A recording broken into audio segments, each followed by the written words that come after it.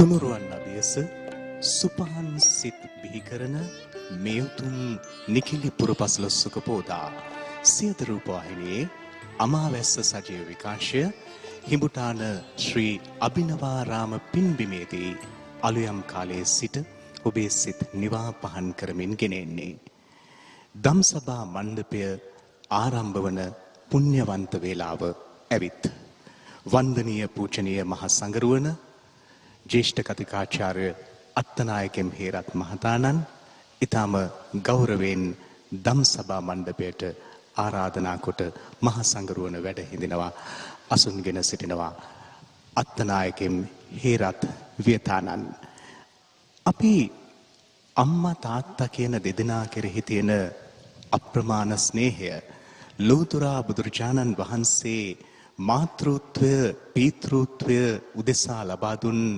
පූජනීය වටිනාකම අද කෙබඳු තත්වයකට පත් වෙලාද තිබෙන්නේ බුදු හිමි අනුදැන වදාළ මාපිය ප්‍රතිරූපේ වර්තමාන තත්වය පිළිබඳවයි අපි සාකච්ඡා කරන්න බලාපොරොත්තු වෙන්නේ අපේ සාහිත්‍යයේ දහමේ සෑම අංශයකම මාතෘත්වයේ පීතෘත්වයේ උත්තරීතරත්වය කියවෙනවා. අහන ගීවල පවා එය ගැබ් වෙලා තියෙනවා. නුවර වීදි යට කරගෙන නින්දා වැහි වැගිරුණුදා බිරිඳකගේ සෙනෙහි ගියා යෝදෑලේ නැම්මේ නුඹේ සෙනෙහස සුවඳ දිදී දැනුණා මට අම්මේ අදිනිදිඥ රන්බණ්ඩා සෙනවිරත්නයන් රචනා කරලා විශාරද ගුණදාස කපුගේ ගැයූ ගීතය අපේ හදවතට දැනුණා මව් සෙනෙහස අවදි කරමින් මවකට මුවා වී නුඹ වෙත දිවි දුන්නේ මම වෙමි පුතුනි එය මා පමණයි දන්නේ පිය සෙනෙහස නැතිද දරුවනේ හඳුනන්නේ අම්මාවරුන් පමණද මතු බුදුවන්නේ පීතෘත්වයේ සංවේදී ස්නේහවන්ත හැඟුම් අපේ හදවත විනිවිද යන එවන් අපමණ ගීත ඇහෙන ඒ උත්තරීතර මෞපිය ගුණය පිළිබඳ දම් දෙසුම් අපමණ සවනත වැකෙන මේ සමයේ බුදුහිමි වදාළ මාපිය ප්‍රතිරූපයට කුමක්ද සිද්ධ වෙලා තියෙන්නේ මේ පිළිබඳව විමසන දම්සභා මණ්ඩපයට වැඩම කළ දිවුලපිටිය ලීලා ජයතිලක ධර්මනිකේතනය ඇතුළු විහාරගණයේ අධිපති ශ්‍රී ලංකා රාමඤ්ඤ මහානිකායේ කාරක සභික හා ජෙට්ටානුවිජ්ජක අනුරාධපුර ශ්‍රී ලංකා භික්ෂු විශ්වවිද්‍යාලයේ ජ්‍යෙෂ්ඨ කතිකාචාර්ය පූජ්‍යතර අක්මීමන ධම්මපාල නායක මහත්මයන් වහන්සේ ඊටාම ගෞරවාදරයෙන් নমස්කාර පූර්වකව පිළිගන්නවා හම්බන්තොට වෙහෙරගල අරණ්‍ය සේනාසනය සහ කළුතර නාගොඩ ශ්‍රී ජිනවංශ යෝගාශ්‍රමය යන උභය සේනාසනාධිපති යුරෝපය කැනඩාව ඔස්ට්‍රේලියාව ආදී ජාත්‍යන්තරයේ විවිධ දේශයන්හි ක්‍රියාත්මක විශුද්ධි මග්ග ජාත්‍යන්තර බෞද්ධ මහා සංවිධානයේ නිර්මාතෘ ආචාර්ය විචිත්‍ර බහනක පූජ්‍යපාද නාගොඩ සද්ධාලෝක නාහිමියන්ද ඊටම ගෞරවාදරයෙන් নমස්කාර පූර්වකව පිළිගන්නවා ජ්‍යෙෂ්ඨ කතිකාචාර්ය අත්තනායකම් හේරත් මහතාණන් ඊටම ගෞරවයෙන් පිළිගන්නවා එතුමාගේ දසුන පවා මේ සැමට සැනසෙල්ලක් ඔහුගේ ඒ සාහිත්‍ය මුසු දහම් විවරණය එළඹෙනතුරු බොහෝ දෙනා බලා සිටින බව අප දන්නවා. අපේ නායක හාමුදුරුවනේ අද නිකිණි පුරපසළොස්වක බොහෝ දිනය පිළිවෙතක් විදියට ඔබ වහන්සේ දම්සභා මණ්ඩපයේ ආරම්භයේදී පුන් පෝදා වැදගත්කම පිළිබඳවද සංක්ෂිප්තව සිහි කරමින් මාතෘකාවේ ප්‍රවේශය ලබා ගන්නවා. ඊටාම ගෞරවාදරයෙන් নমස්කාර පූර්වකව ආරාධනා කරනවා ජ්‍යෙෂ්ඨ කතිකාචාර්ය අක්මීමන ධම්මපාල නාහිමියන්ට. මා අසලින් වැඩ සිටින අපේ නාගොඩ පණ්ඩිත හාමුදුරන් වහන්සේගෙන් අවසරයි අපේ හිතාදර ජ්‍යෙෂ්ඨ කතිකාචාර්ය අත්තනායකම් හේරත් මැතිතුමනි හැමදාම මේ වැඩසටහනත් සමග මුසුවන හැම කවදත් අපේ කරුණාවට පාත්‍ර වන ගයාන් මහත්මයාණෙනි ශ්‍රද්ධා සම්පන්න පින්වතුනි. අද නිකිණි පුරපසළොස්වක පොහොය දවසයි. අද මේ සම්මත වර්ෂයේ වස් ආරාධනා කරන දවසයි. නමුත් ඔබ දන්නවා හැම අවුරුද්දකම වස් ආරාධනා කළේ වෙනත් අවුරුදුවල ඇසළ පුර 15ක් පොහොය දවසේ. මේ අවුරුද්දට පොහොයවල් 13ක් යෙදිලා තිබෙනවා. ජ්‍යොතිෂ් ශාස්ත්‍රයට අනුවනේ ලිත සකස් වෙන්නේ. ඒ ලිතේ ලිත් ගණන් වලට අනුව මේ වර්ෂයේදී වස් ආරාධනා කිරීම නියමව තියෙන්නේ නිකිණි පුර 15ක් පොහොය දවසටයි. ඒ කියන්නේ අද දවසටයි. අද දවසේ මේ භික්ෂූන් වහන්සේලා පොහොය සීමා මාලකවලට වැඩම කරලා පොහොය පවුරුණු විනය කර්ම ඉෂ්ට කරලා හෙට පෑලවිය දවසේ පෙරවස් සමාදන් වෙනවා. ඒකයි ලංකාවෙත් තේරවාදී ලෝකයේ අනික් රටවලත් උපසපන් භික්ෂූන් වහන්සේලා අනුගමනය කරන ක්‍රමවේදේ. එතකොට මේ නිකිණි පුර 15 පොහොය දවස තවත් නොයෙක් අතින් ආගමික වශයෙන් වැදගත් දවසක්. ඔබ දන්නවා අද අපේ අතට ලැබිලා තියෙනවා සූත්‍ර විනය අභිධර්මය කියලා ත්‍රිපිටකයක්. බුදුරජාණන් වහන්සේ පිරිනිවන් පාන අවස්ථාවේ මේ විදිහේ වර්ගීකරණයට ලක් වෙච්ච ත්‍රිපිටකයක් තිබුණේ නැහැ. බුදුහාමුදුරු දේශනා කරපු ධර්ම විනය එකට මිශ්‍රවයි තිබුණේ. බෝධිවංශ කර්තෘවරයා මේ කාරණේ දක්වන්නේ එක මලසුනක බොහෝ මල් සැලුවාසේ. එතකොට තේරුම් ගන්න පුළුවන් එක මල් ආසනයක රෝස, ඉද්ද, අරලිය, නෙළුම්, වතුසුද්ද මේ හැම මල්ම මිශ්‍රව පූජා කරලා තිනවා වගේ. නමුත් මහා කාශ්‍යප මහරහතන් වහන්සේ තේරුම් ගත්තා මෙහෙම මිශ්‍ර වෙලා තියෙන ධර්ම විනය ඉදිරියට ගෙනියන්න අමාරුයි. ඒ නිසා මේක කිසියම් විධිමත් ආකාරයකට සංවිධානය කරගන්න ඕනේ වර්ගීකරණය කරන්න ඕනේ කියන කාරණේ ශාසන භාරධාරී මහතෙරුන් වහන්සේ හැටියට මහා කාශ්‍යප මහරහතන් වහන්සේ තේරුම් ගත්තා. එහි ප්‍රතිඵලය හැටියට ප්‍රථම ධර්ම සංගායනාව පිළියෙල වුණා. අද වගේ දවසකයි නිකිණි පුර 15ක් පොහොය දවසකයි ඒ ප්‍රථම ධර්ම සංගායනාව සිද්ධ වුණේ. එතකොට ආනන්ද හාමුදුරුවෝ අපේ මේ බුද්ධ ශාසනයේ වැඩ සිටිය සුවිශේෂී භික්ෂුන් වහන්සේ නමක්. උන්වහන්සේ සතර ඉරියව්වෙන් තොරව රහත් උනේ අද වාගේ දවසකයි. මොකක්ද පින්වතුනි මේ සතර ඉරියව්වෙන් තොරව රහත් වුණා කියන්නේ? ආනන්ද හාමුදුරුවෝ පොයදාට පෙර දවසේ හුඟක් වෙලා භාවනා කළා. හේතුව හෙට ඒ කියන්නේ නිකිණි පොය දවසේ ධර්ම සංගායනාව ආරම්භ වෙනවා. මහා කාශ්‍යප මහරහතන් වහන්සේ ආනන්ද හාමුදුරන්ට මතක් කළා තුම්හාකං සහායපි විනාපි නසක්කා ධම්ම සංගිනියා කාතුම්. ඔබේ සහයක් නැතුව මේක කරන්න අමාරුයි. ඔබේ සහය අවශ්‍යයි. හැබැයි ඔබව ගන්නත් බෑ. ඔබ තවම සෝහං වෙලා විතරයි. ඒ නිසා පදාන මනුයෙන්ජත උත්සාහවත් වෙන්න කියලා අවවාද කළා. ඒ අනුවයි පොයට කලින් දවසේ හුඟක් බණ භාවනා කළේ. නමුත් කාරණේ සාර්ථකුනේ නෑ. ඊට පස්සේ ආනන්ද හාමුදුරුවෝ අන්තිමට ටිකක් ශරීරයට විවේක දෙන්න ඕනේ කියලා සක්මන කෙලවර තියෙන ආසනයේ ගිහිල්ලා වැඩ හිටියා පොඩ්ඩක් සැතපෙන්න. ඒතර එහෙම වැඩ ඉඳලා ආනන්ද හාමුදුරුවෝ ඇලවෙනකොටම ඒ කියන්නේ තවම කොට්ටෙට ඔළුව ගියේ නෑ. අප්පත් වාව සීසම් බිම්බෝහන. හැබැයි පාදක පොළොවෙන් උඩට ආවා. ද්වේ පාදා භූමිතෝ මුත්තෝ. පාදක පොළොවේ තියෙනවා නම් තමයි වාඩි වෙලා කියන්නේ. ඒතර වාඩි වෙලත් නැහැ. ඒ කියන්නේ පාදක පොළොවෙන් උඩට ආවා. නිදාගත්තයි කියන්න නම් කොට්ටේට ඔළුව යන්න ඕනේ. එහෙම උනේත් නැහැ. අප්පත්තාව සීසම් බිම්බෝහන. එත්තන්තරේ මෙන්න මේ අතර ආයස්මා ආනන්දෝ අනුපාදාය ආසවේහි චිත්තං විමුච්චි. ආනන්ද හාමුදුරුවෝ රහත් වුණා. හිටගෙනත් නෙමෙයි, ඉඳගෙනත් නෙමෙයි, වාඩි වෙලා ඉන්න කොටත් නෙමෙයි, සක්මන් කරන කොටත් නෙමෙයි. මේ සතර ඉරියව්වෙන් තොරව උන්වහන්සේගේ රහත් වීම සිද්ධ වුණේ අද වාගේ නිකිණි පුර 15ක් පොහොය දවසක අලුයම් කාලයේදී. එතකොට ඒකත් වැදගත් සිද්ධියක්, වැදගත් කාරණයක්. එතකොට ප්‍රථම ධර්ම සංගායනාව, ඒ ප්‍රථම ධර්ම සංගායනාව 7 මාසයක් තිස්සේ පැවතුණ අද පටන් ආනන්ද හාමුදුරන්ගේ රහත් වීම මේ වර්ෂයට විශේෂිත තවත් කාරණයක් උපසම්පදා භික්ෂූන් වහන්සේලා පෙරවස් එළඹීම. මෙන්න මේ කියන වැදගත් කාරණා රාශියක් අද දවස හා සම්බන්ධ වෙලා තිබෙනවා.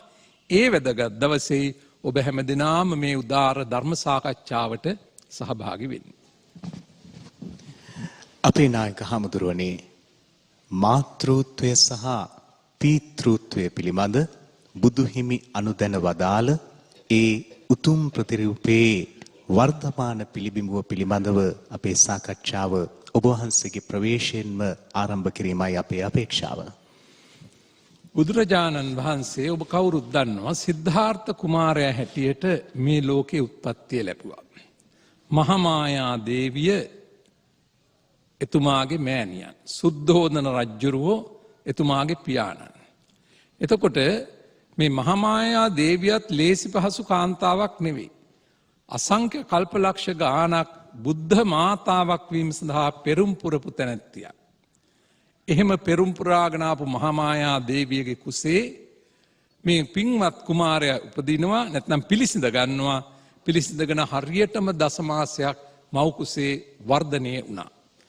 දසේව මාසානි අච්චේන බෝධිසත්ත මාතා බෝධිසත්තං විජායති. දසමාසයක් ඇවෑමින් තමයි මේ දරුවා ලෝකයට බිහි වෙන්නේ. මෙහෙම මේ පින්වත් දරුවා ලෝකයට බිහි කරන මෑණියෝ සත්තාහ ජාතේ බෝධිසත්තෝ බෝධිසත්ත මාතා කාලං කරිත්වා තුසිතානං දේවානං සහභ්‍යතං ගතෝ. 7 දවසකින් කලුරිය කරලා තුසිත දිව්‍ය ලෝකෙ උපන්න. ඒ අම්මා මහාමායා දේවිය. ඊළඟටයි ප්‍රජාපති ගෝතමිය ළඟ වර්ධනය වෙන්නේ. ඊළඟට තාත්තා සුද්ධෝදන රජතුමා. එතකොට එකාතකින් බලපුවාම සිද්ධාර්ථ කුමාරයාට අම්මලා දෙන්නයි. එක තාත්තයි. නියම විදිහට තමන් ලෝකයට බිහි කරපු අම්මා මහාමායා දේවිය. ඊළඟට තමන් හදා වඩාගත්ත අම්මා ප්‍රජාපති ගෝතමිය. තාත්තා සුද්ධෝදන මහරජතුමා. එතකොට ගිහි ගෙදර ඉන්න තාක්කල් මිය ඇස්මග සතුටෙන් ජීවත් වෙලා. ගිහිගෙන් ඉවත් වුණාට පස්සේ බලන්න අම්මා තාත්තා වෙනුවෙන් කටයුතු කරපු ආකාරය. කීප වතාවක් භික්ෂුණී ශාසනයේ ඉල්ලගෙන ආපු මහා ප්‍රජාපති ගෝතමියට ඒ සඳහා අවසර දුන්නේ නැහැ. ඉවත් කළා. යටත් පිරිසෙන් යසෝදරා දේවිය මහණවෙන්ට ඉල්ලුවා. යසෝදරා දේවියටත් අවස්ථාව දුන්නේ නැහැ. අන්තිමට මහාමායා දේවිය වෙනුවෙන් මහා ප්‍රජාපති ගෝතමියට සුළුමවට භික්ෂුණී ශාසනය පිහිටවන්නට අවසර දුන්නා. අෂ්ට ගරු ධර්මයන් පිළිගැනීමෙන් මේ භික්ෂුණී ශාසනයේ පිහිටවීමට මහාමායා දේවියට අනුග්‍රහ දැක්වීමම මාතෘ උපස්ථානය. ඒ කාරණේ සම්බන්ධයෙන් ලබන පොයටයි. නමුත් මේ මව්පියන් පිළිබඳව අහපු නිසායි මේ කාරණය අද මේ සඳහන් කරන්නේ. එතෙන් පටන් මේ මහා ප්‍රජාපති ගෝතමිය සම්බන්ධව බුදුරජාණන් වහන්සේගේ ක්‍රියාකලාපය. මහා ප්‍රජාපති ගෝතමිය වැඩිකල් නොගොස් රහත් වුණා. රහත් වෙලා කාලයක් වැඩ ඉඳලා පිරිනිවන් පාණ්ඩ යන දවසේ. එතුමිය මහණ උනෙත් ශාක්‍ය කුමාරිකාවන් ශාක්‍ය දෙවිවරු 500 දෙනෙක් සමගයි.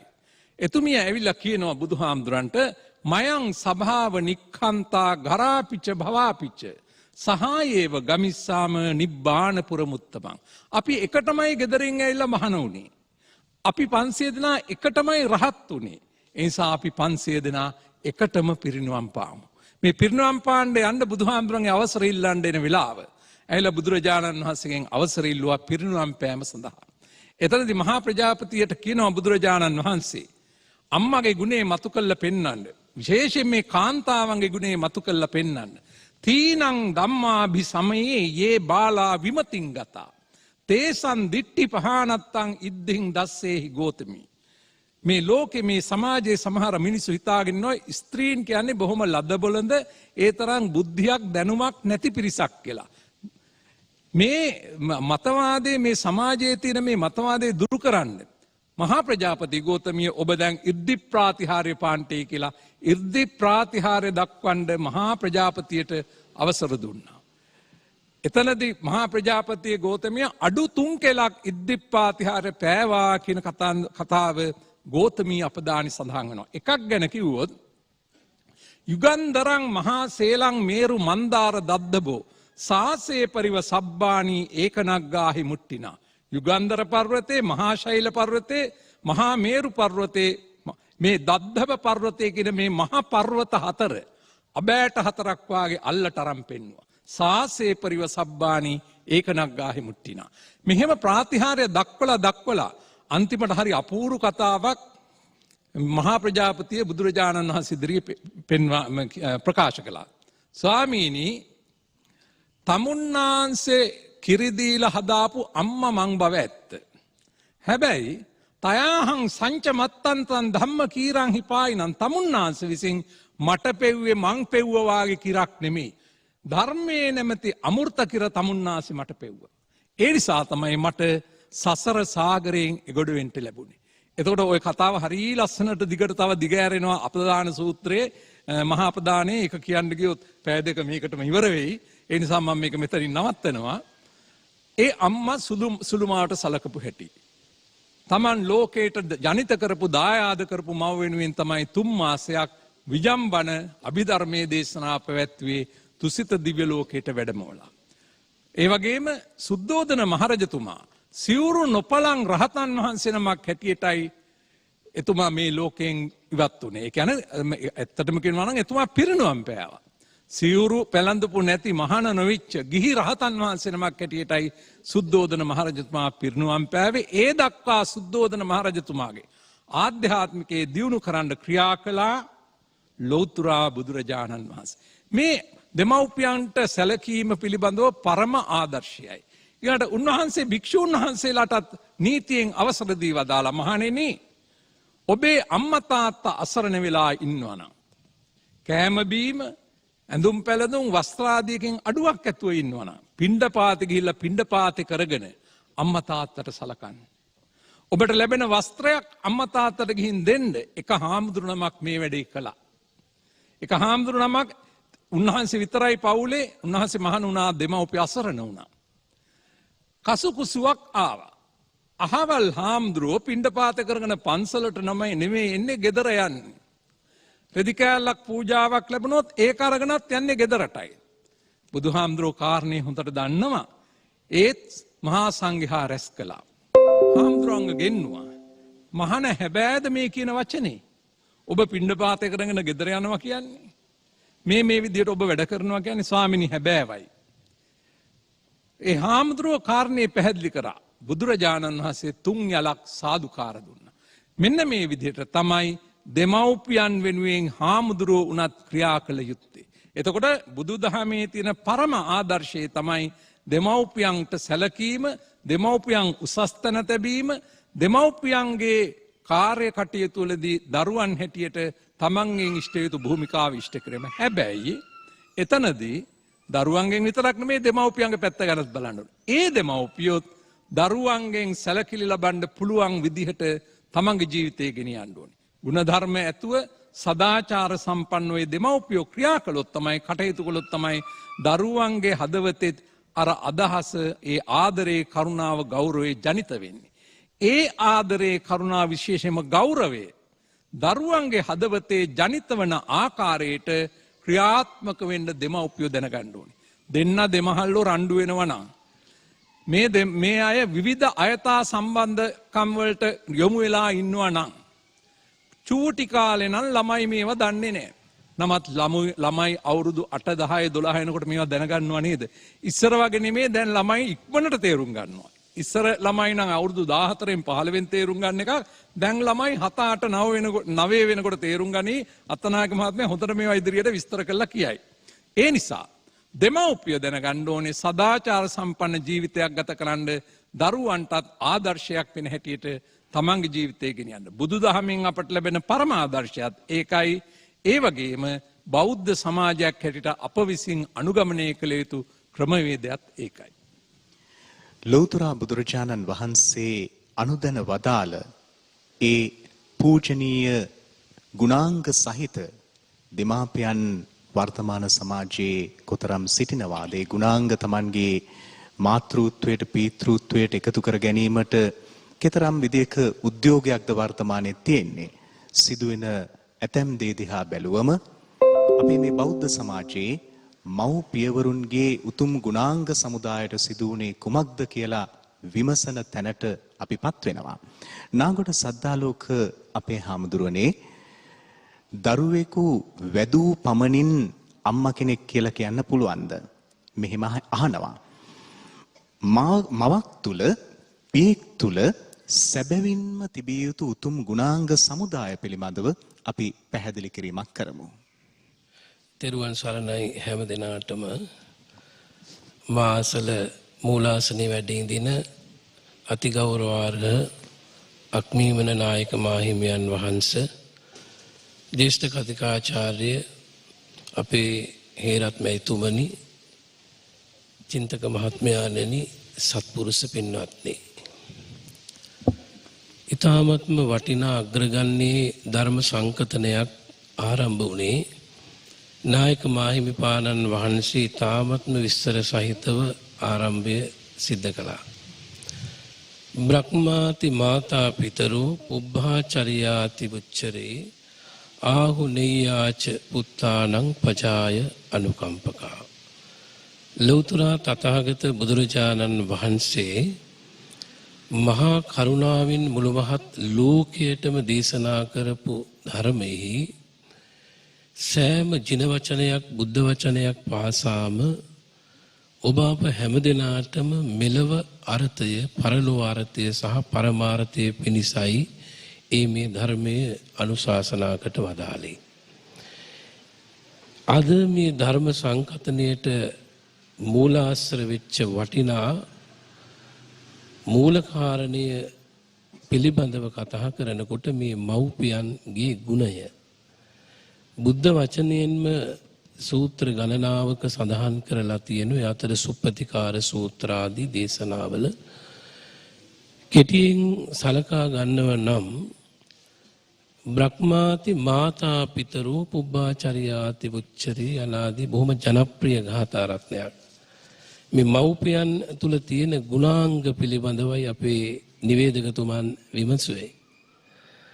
දැන් බ්‍රහ්මයා කියලා කියන්නේ අපි කවුරුත් දන්නවා, අහලා තියෙනවා. බ්‍රහ්ම කියලා කියනකොට අපට වඩා ගොඩක් උසස් ජීවි කොට්ටාසයක් කියන එක අද කවුරුත් දන්නවා.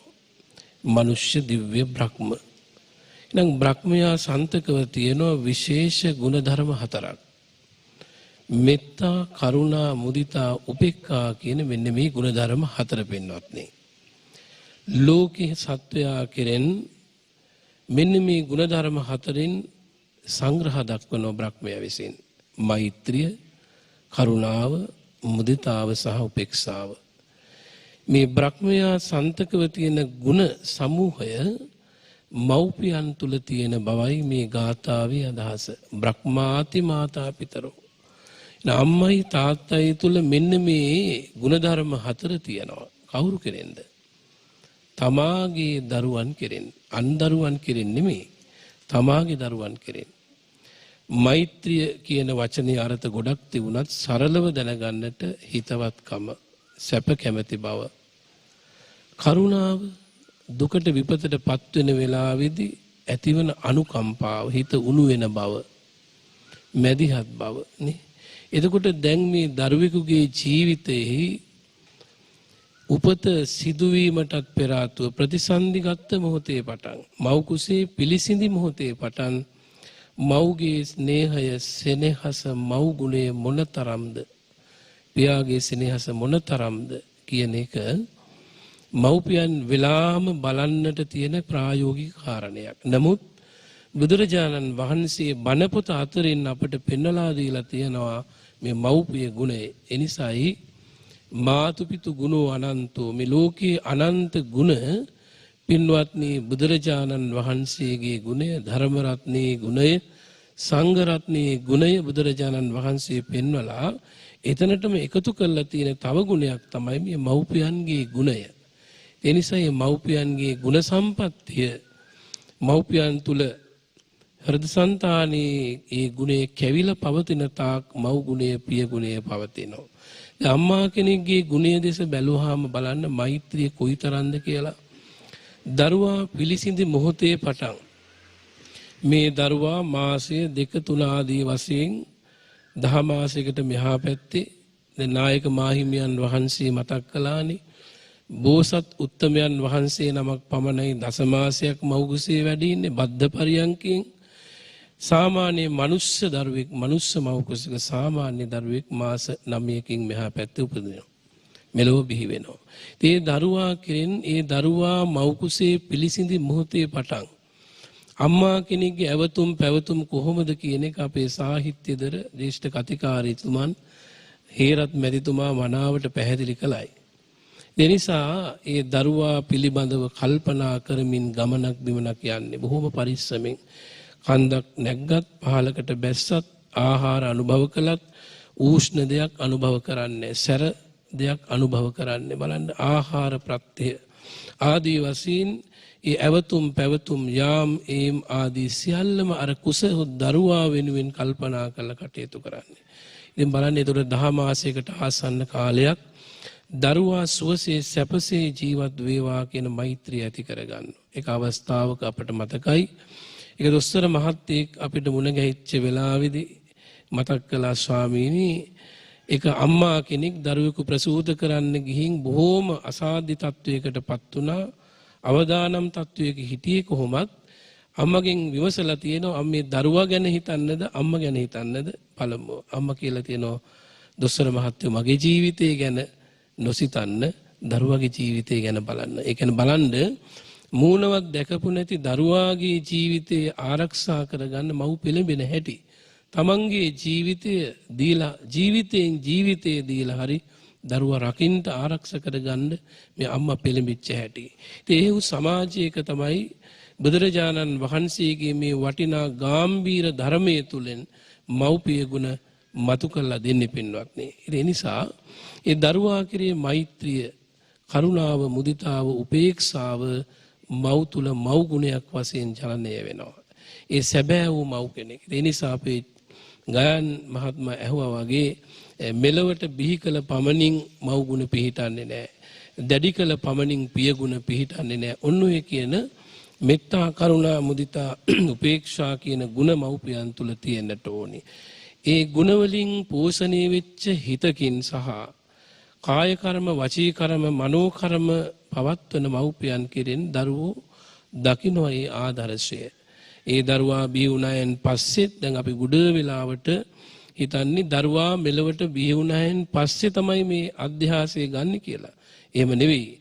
දරුවා මව් කුසේ සිටියේදීම මානසික වශයෙන් මේ මව්පිය සම්බන්ධය පවත්වනවා. ඉතින් මෙලොව බිහි වෙච්ච වෙලාවේ ඉඳන් ඒ දරුවා ඇති දැඩි කරන හැම මොහොතකම දරුවාගේ සැපේදී දුකේදී හැම දෙයකදීම මව්පියන් මොනතරම් මෛත්‍රියක් කරුණාවක් ඒ දරුවන්ගේ ජීවිතයේ දියුණුව දැකලා මොනතරම් සොම්නසකටපත් වෙනවද.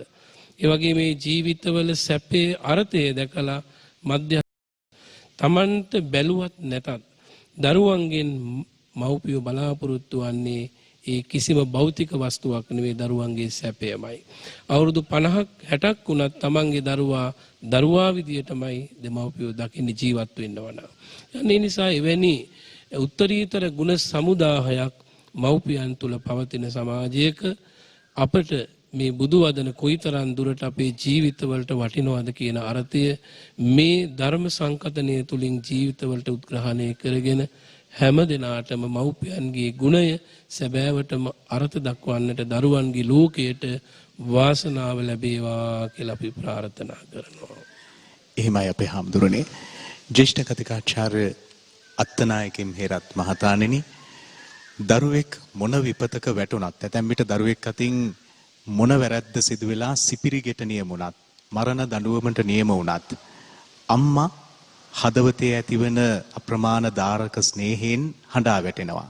එදා අංගුලිමාල හඹාගුසින් අල්ලා ගැනීමට රජතුමා ක්‍රියා කරද්දී ඒ අම්මා ගැන හිතුවත් මේ මෑතක ප්‍රවෘත්තිවල මා දුටුවා මරණ දඬුවම නියම වෙච්ච එක්තරා විත්තිකරුවෙකුගේ අම්මා කෙනෙක් අනේ මගේ රත්තරන් පුතේ කියලා හඬා වැටෙනවා. මාතෘ ස්නේහය එලෙස අවදි වෙනවා. මාතෘ ස්නේහය, මාතෘ ගුණාංග, පිතු සෙනෙහි, ඒ වගේම පීතෘ ගුණාංග බොහෝ විට අතීතයට ආදේශ කිරීමටයි අපට සිදු වෙන්නේ. එදා එවැනි උතුම් ගුණ සහිත මව්පියවරුන් බහුලව සිටි නිසා. අද වෙනස මොකක්ද අත්තනායකම් හේරත් මැදින්දුනි මව්වරුන් සහ පියවරුන් තුල එදාට වඩා ඇති වෙලා තියෙන? මුලින්ම හිඹුටාන අභිනවාරාමාධිපති අපේ ඇල්වල බුද්ධසිරි නායක හාමුදුරන් වහන්සේගෙන් නමස්කාරපූර්වකව අවසර අදත් අපේ වැඩසටහනේ අමා වැස්සේ මුලාසනාරූඩෝ වැඩහිඳින ජේෂ්ඨ කතිකාචාර්ය අපේ කල්යාණ මිත්‍ර අක්බීමන ධම්මපාල නාහිමිපාණන් වහන්සේගෙනුත් අපේ ආචාර්ය නාගොඩ සද්ධාලෝක හාමුදුරන් වහන්සේගෙනුත් නමස්කාරපූර්වක අවසර. ගයන් මේ පෝයට කියන්නේ දරමිටි පෝය කියලා. මේ මගේ අතේ තියෙන චිත්‍රය නිකිනි පෝයේ සංකේතය.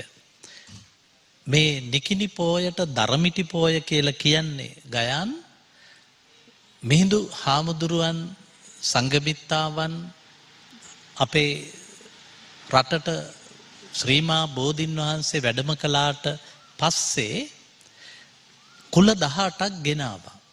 ඒ කුල 18 එක කුලයකට පැවරුනේ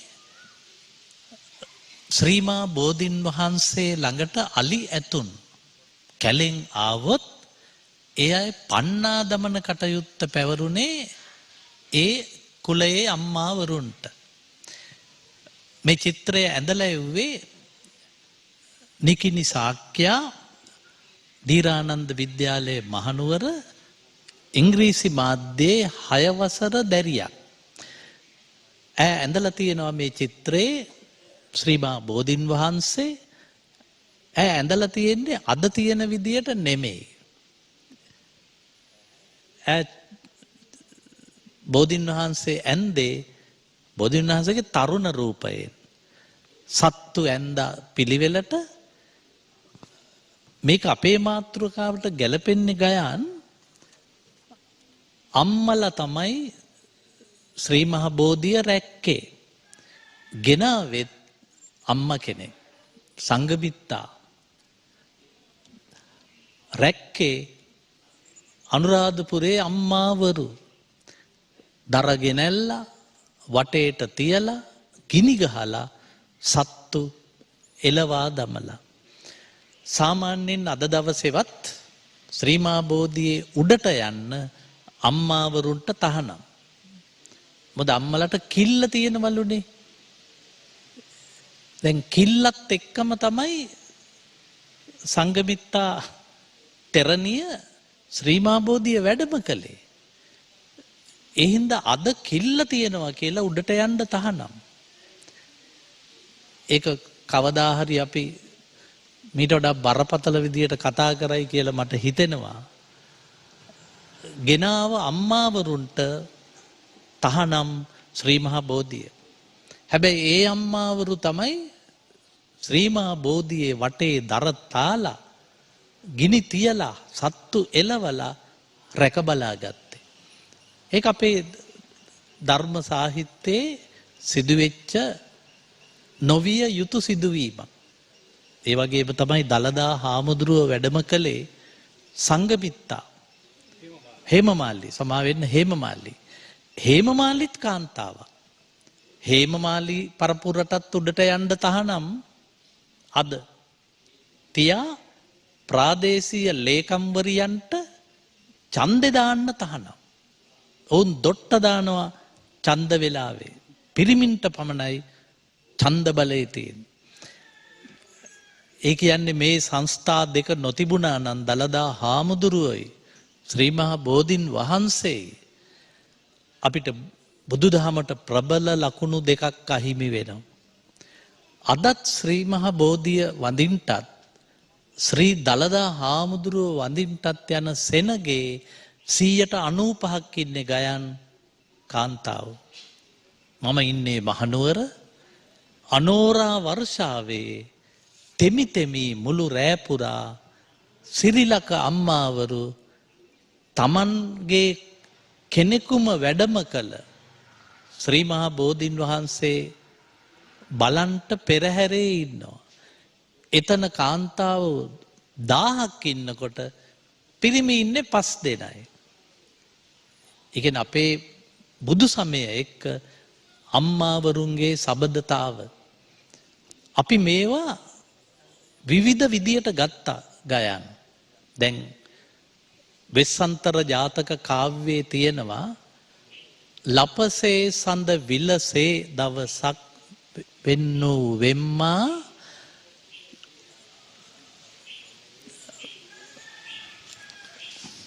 ඒ කවියේ තියෙන්නේ ලපසේ සඳ විලසේ දවසක් වෙන්නු වෙම්මා එපසේ බුදු කෙනෙකුන්සේ වැඩියේ දැයි අම්මා සැපසේ අප දන් දුන්නෙත් වැඩියෙන් වද අම්මා අපසේ පිය රජුනි දනට නොදෙන්න අපේ අම්මා වෙස්සන්තර රජුරෝ දරු දෙන්න දන් දෙන්න යනවා දරු දෙන්න දන් දීලා ජෝජක බමුණ එක්ක යන ගමන් දරු දෙන්න තාත්තට කියනවා ලපසේ සඳ විලසේ දවසක් වෙන්නූ වෙම්මා අම්මා අපිත් එක්ක හඳයි ලපේ වගේ හිටියේ සැපසේ අප දන් දුන්නෙත් වැදුවෙන් වද අම්මා තාත්තේ තාත්තා ලොක්කා වගේ ජූජකයට අපි දෙන්න දන් දුන්නෙත් අම්මා අපිව වැදුව හින්දා අපසේ පිය රජුනි දනට නොදෙන්න අපේ අම්මා අපි දුන්නා වගේ තාත්තේ අම්මව නම් දන් දෙන්න එපා. ඒ කියන්නේ මේ අභියෝගය ඒ කාලෙත් තිබුණා. තාත්තලා අම්මලව නොසලකා හැරියා. අදත් ලංකාවේ ජාතික ආදායමේ තේ පොල් රබර් පරද්දන්නේ මැද පෙරදිග අම්මාවරුන්ගේ ධනයෙන්. ඔවුන් එන්නේ ගොඩක් අය මලකඳන් වෙලා. මේ අම්මාවරු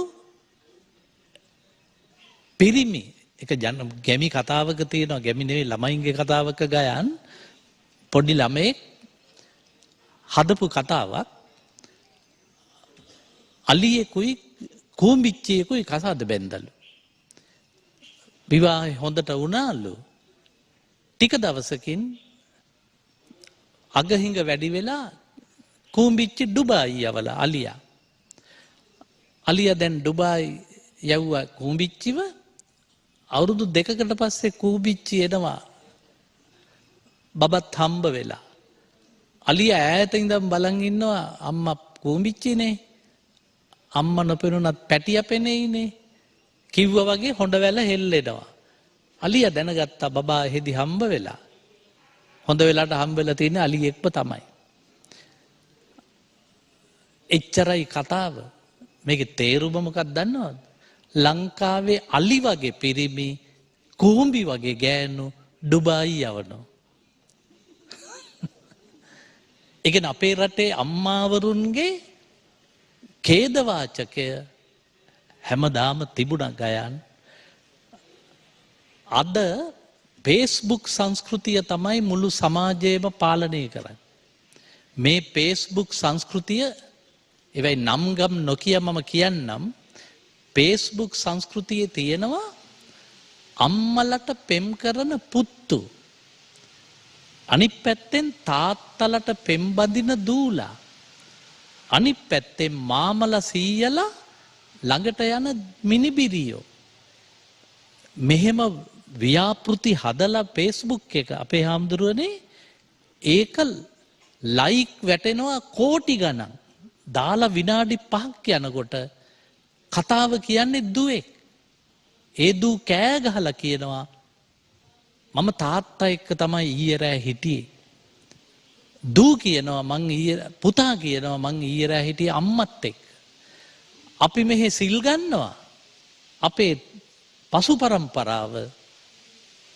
Facebook එක මෙහෙවනවා අම්මා බිරිඳ හැටියට තෝරගන්න තාත්තා සැමියා හැටියට තෝරගන්න රජයේ සූදානමක් තියෙනවා දැනට ගයන් මේ තත්වයට එරෙහිව මේක පාලනය කරලා මේ Facebook සහ මුලින් වනසා දාන්න මම ඒකයි Facebook එකේ නම කිව්වේ නෑ ඒ කණ්ඩායමේ මොකද ඒගොල්ලෝ එතකොට මාත් එක්ක තරහ වෙනවා හැබැයි ඒගොල්ලෝ මාත් එක්ක තරහ වුණත් මේ සටන අපි ගෙනියන්න ඕන මේ විනාශ කරන්නේ අම්මා තාත්තා පිළිබඳ අපේ තුල තිබුණු ගැඹුරු සාකච්ඡාව තාත්තා කියන්නේ දෙවියෙක් අම්මා දෙවඟන අම්මා බුදු වේවා කියපු જાතියක්.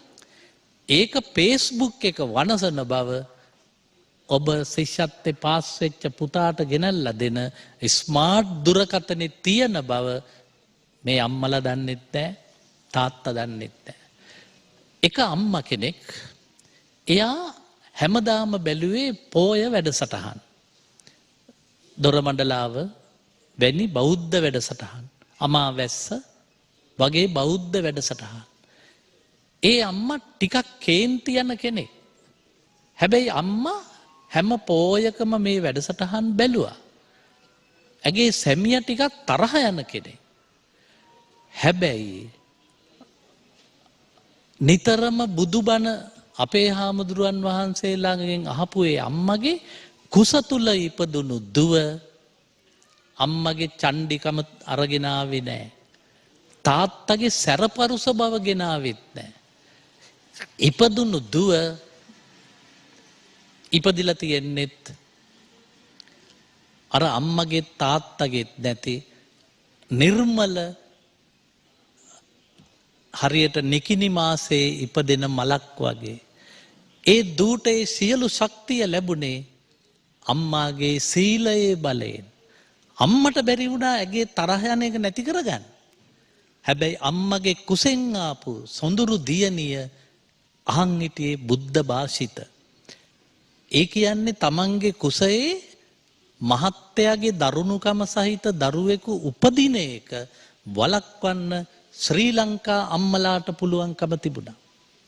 ඒක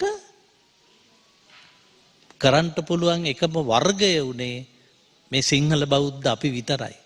අපිට ඒකට මඟ පෙන්නුවේ කහ සිවුරයි නගුලයි. කහ සිවුරෙන් ධර්මය ගත්තා අම්මාවරු, නගුලෙන් සීසාපු තාත්තා ඒකට ශක්තිය දුන්නා. ඒ අනුව බලනකොට අද අපිට අම්මා ගැන මෙහෙම කවියක් අහලා තාත්තා ගැන කතා කරලා විතරක් මදි. මම මේ පෙනී සිටින්නේ අවුරුදු 2500ක් තිස්සේ උරුම වෙච්ච බුදු වෙන අම්මා බුදු වෙන්නම ඕන. බුදු වෙන තාත්තා බුදු වෙන්නම ඕන. ඔවුන් සමග නිදාගන්න බටහිර සංස්කෘතිය අපට එපා. මැතිවරණේ අනිද්දා එනවා. ඒ මැතිවරණේ හැම දිනන සමාජිකයෙකුටම සිද්ධ වෙනවා. පක්ෂ දෙක තුනේම අයට සිද්ධ වෙනවා මේ සටනට සූදානම් වෙන්න. මොකද මේකට ඉඩ දුන්නොත් Facebook එක විසින් අපි අමන සංස්කෘතියක් තියෙන රටක් බවට පරිවර්තනය වෙනවා. නව තාක්ෂණය උතුම් මනුගුණදම් වලට සිදු කොට තිබෙන බරපතල හානිය අත්තනායකම් හේරත් මහතා සඳහන් කළ. නව තාක්ෂණය අවශ්‍යයි. නව තාක්ෂණය නොමැතිව අපිට පෙරට යාමේ හැකියාවකුත් නැහැ. නමුත් අපේ උත්තම ගණේ මනුගුණ සමුදාය සිඳ බිඳගෙන ඒවාට තවදුරටත් යාමට ඉඩ දිය යුතුද? මේ බරපතල తත්වය අවධානයට ගත යුතු මොහොතක්. අමාවැස්ස දම්සභා මණ්ඩපේ මව්පිය ගුණ සමුදාය පිළිබඳ වර්තමාන తත්වය විමසා බැලෙන දහම් විවරණයක් සිදු කෙරෙන්නේ අපි හිඹුටාන ශ්‍රී අභිනවාරාම පුදබිමේ සිට අලුයම් කාලයේ අෂ්ටාංග සීලය සමාදන් වීම ඇතුළුව වැඩසටහන් පෙළක් ඔබ වෙත ගෙනෙමින් අමාවැස්ස දම්සභා මණ්ඩපය ජ්‍යෙෂ්ඨ කතිකාචාර්ය අක්මීමන ධම්මපාලනා හිමි, ඒ වගේම ආචාර්ය පූජ්‍යපාද නාගොඩ සද්දාලෝක හිමි, ඒ වගේම ජ්‍යෙෂ්ඨ කතිකාචාර්ය අත්තනායකම් හේරත් මහතා සමග තවදුරටත් මේ කෙටි විරාමයෙන් පසුව කතා කරමු. මව්පිය ගුණවලට අද සිද්ධ වෙලා තියෙන්නේ කුමක්ද කියන දේ පිළිබඳව. හිමුටාන ශ්‍රී අභිනවාරාම පුදබිම ඉතාම රමණීය පුදබිමක්. මේ පූජනීය භූමියේ ශ්‍රී දළදා මාලිගේ ආකෘතියට ඉදිවන ධාතු මන්දිරය, සංඝාවාසය, මේ ඇතුළු රමණීය විහාරාංග රැසක් ඉදිවෙමින් පවතිනවා. ඉදි වෙලා තිබෙන විහාරාංගත ඉතාම රමණීයවයි ඉදිකොට තිබෙන්නේ. මේ සියල්ල පසුපස විහාරාධිපතින් වහන්සේ කලාකාමී නිර්මාණශීලී ඇසක් සහිත සිතක් සහිත පූජ්‍යපාද ඇල්වල බුද්ධසිරි ස්වාමින්ද්‍රයන් වහන්සේ සිටිනවා. අපි සඳහන් කළ යුතුමයි ඔබ මේ දකින මල්කම් සමුදාය මේ ඊටාම අලංකාර ආකර්ශනීය මල්කම් සමුදාය ස්වාමින්ද්‍රයන් වහන්සේ නමක් අතින් නෙම වූ මල්කම්යයි පැවසීමත් අපේ හිතට පහන් බවක් ඇති කරනවා. විහාරාධිපතින් වහන්සේ ඇල්වල බුද්ධසිරි ස්වාමින්ද්‍රයන් වහන්සේගේ අතින් නිම වුණු මල්කම් සමුදායකිනුයි මේ දම් සභා මණ්ඩපය අලංකාර වෙලා තිබෙන්නේ. ජ්‍යෙෂ්ඨ කතිකාචාර්ය අක්මීමන ධම්මපාල නායක හාමුදුරුවනේ මාතෘත්වය පීතෘත්වය සදා පූජනීයයි. නමුත් ඇතැම් අම්මලා තාත්තලා හැසිරෙන හැටි බහුලව වර්තමානයේ දකින අපට මාතෘත්වය පීතෘත්වය කියන මේ සංකල්ප පවා කොතරම් හැල්ලුවට ගිහිල්ලා තියෙනවද කියලා විටක හිතෙනවා. මහා ස්වාමීන්ද්‍රයන් වහන්සේ නමක් විදියට ඔබ වහන්සේ කොහොමද මේ තත්ත්වය විශ්ලේෂණාත්මකව දකින්නේ? ඇත්තටම ගයන් අද සමාජයේ දිහා විමසුම් බලපුහම මේ මව් පදවිය පිය පදවිය කියන මේ භූමිකා දෙක සමහර තැන්වල ඊටාම හැල්ලුවට ලක් වෙලා තියෙන ආකාරයක් දකින්ට ලැබෙනවා. අම්මා කෙනෙක් දරුවෙක් ලෝකයට බිහි කරපුහම ඒ දරුවට අම්මගේ නෑකම වෙන්නේ මව කියන එකයි. මම මේ කියන එක පුංචි කාරණයක් මේක හිතාගන්න පස්සේ මම මේක වෙනත් විදිහකට විස්තර කරනවා. දැන් දරුවෙක් ලෝකයට බිහි කරපුහම මේ දරුවා අම්මගේ පුතා. ඒ විදිහටයි මේක සම්මත වෙන්නේ. ඒ වගේම අනික් පැත්තට බලපුහම ඒ බිහි කරපු ස්ත්‍රිය දරුවගේ අම්මා.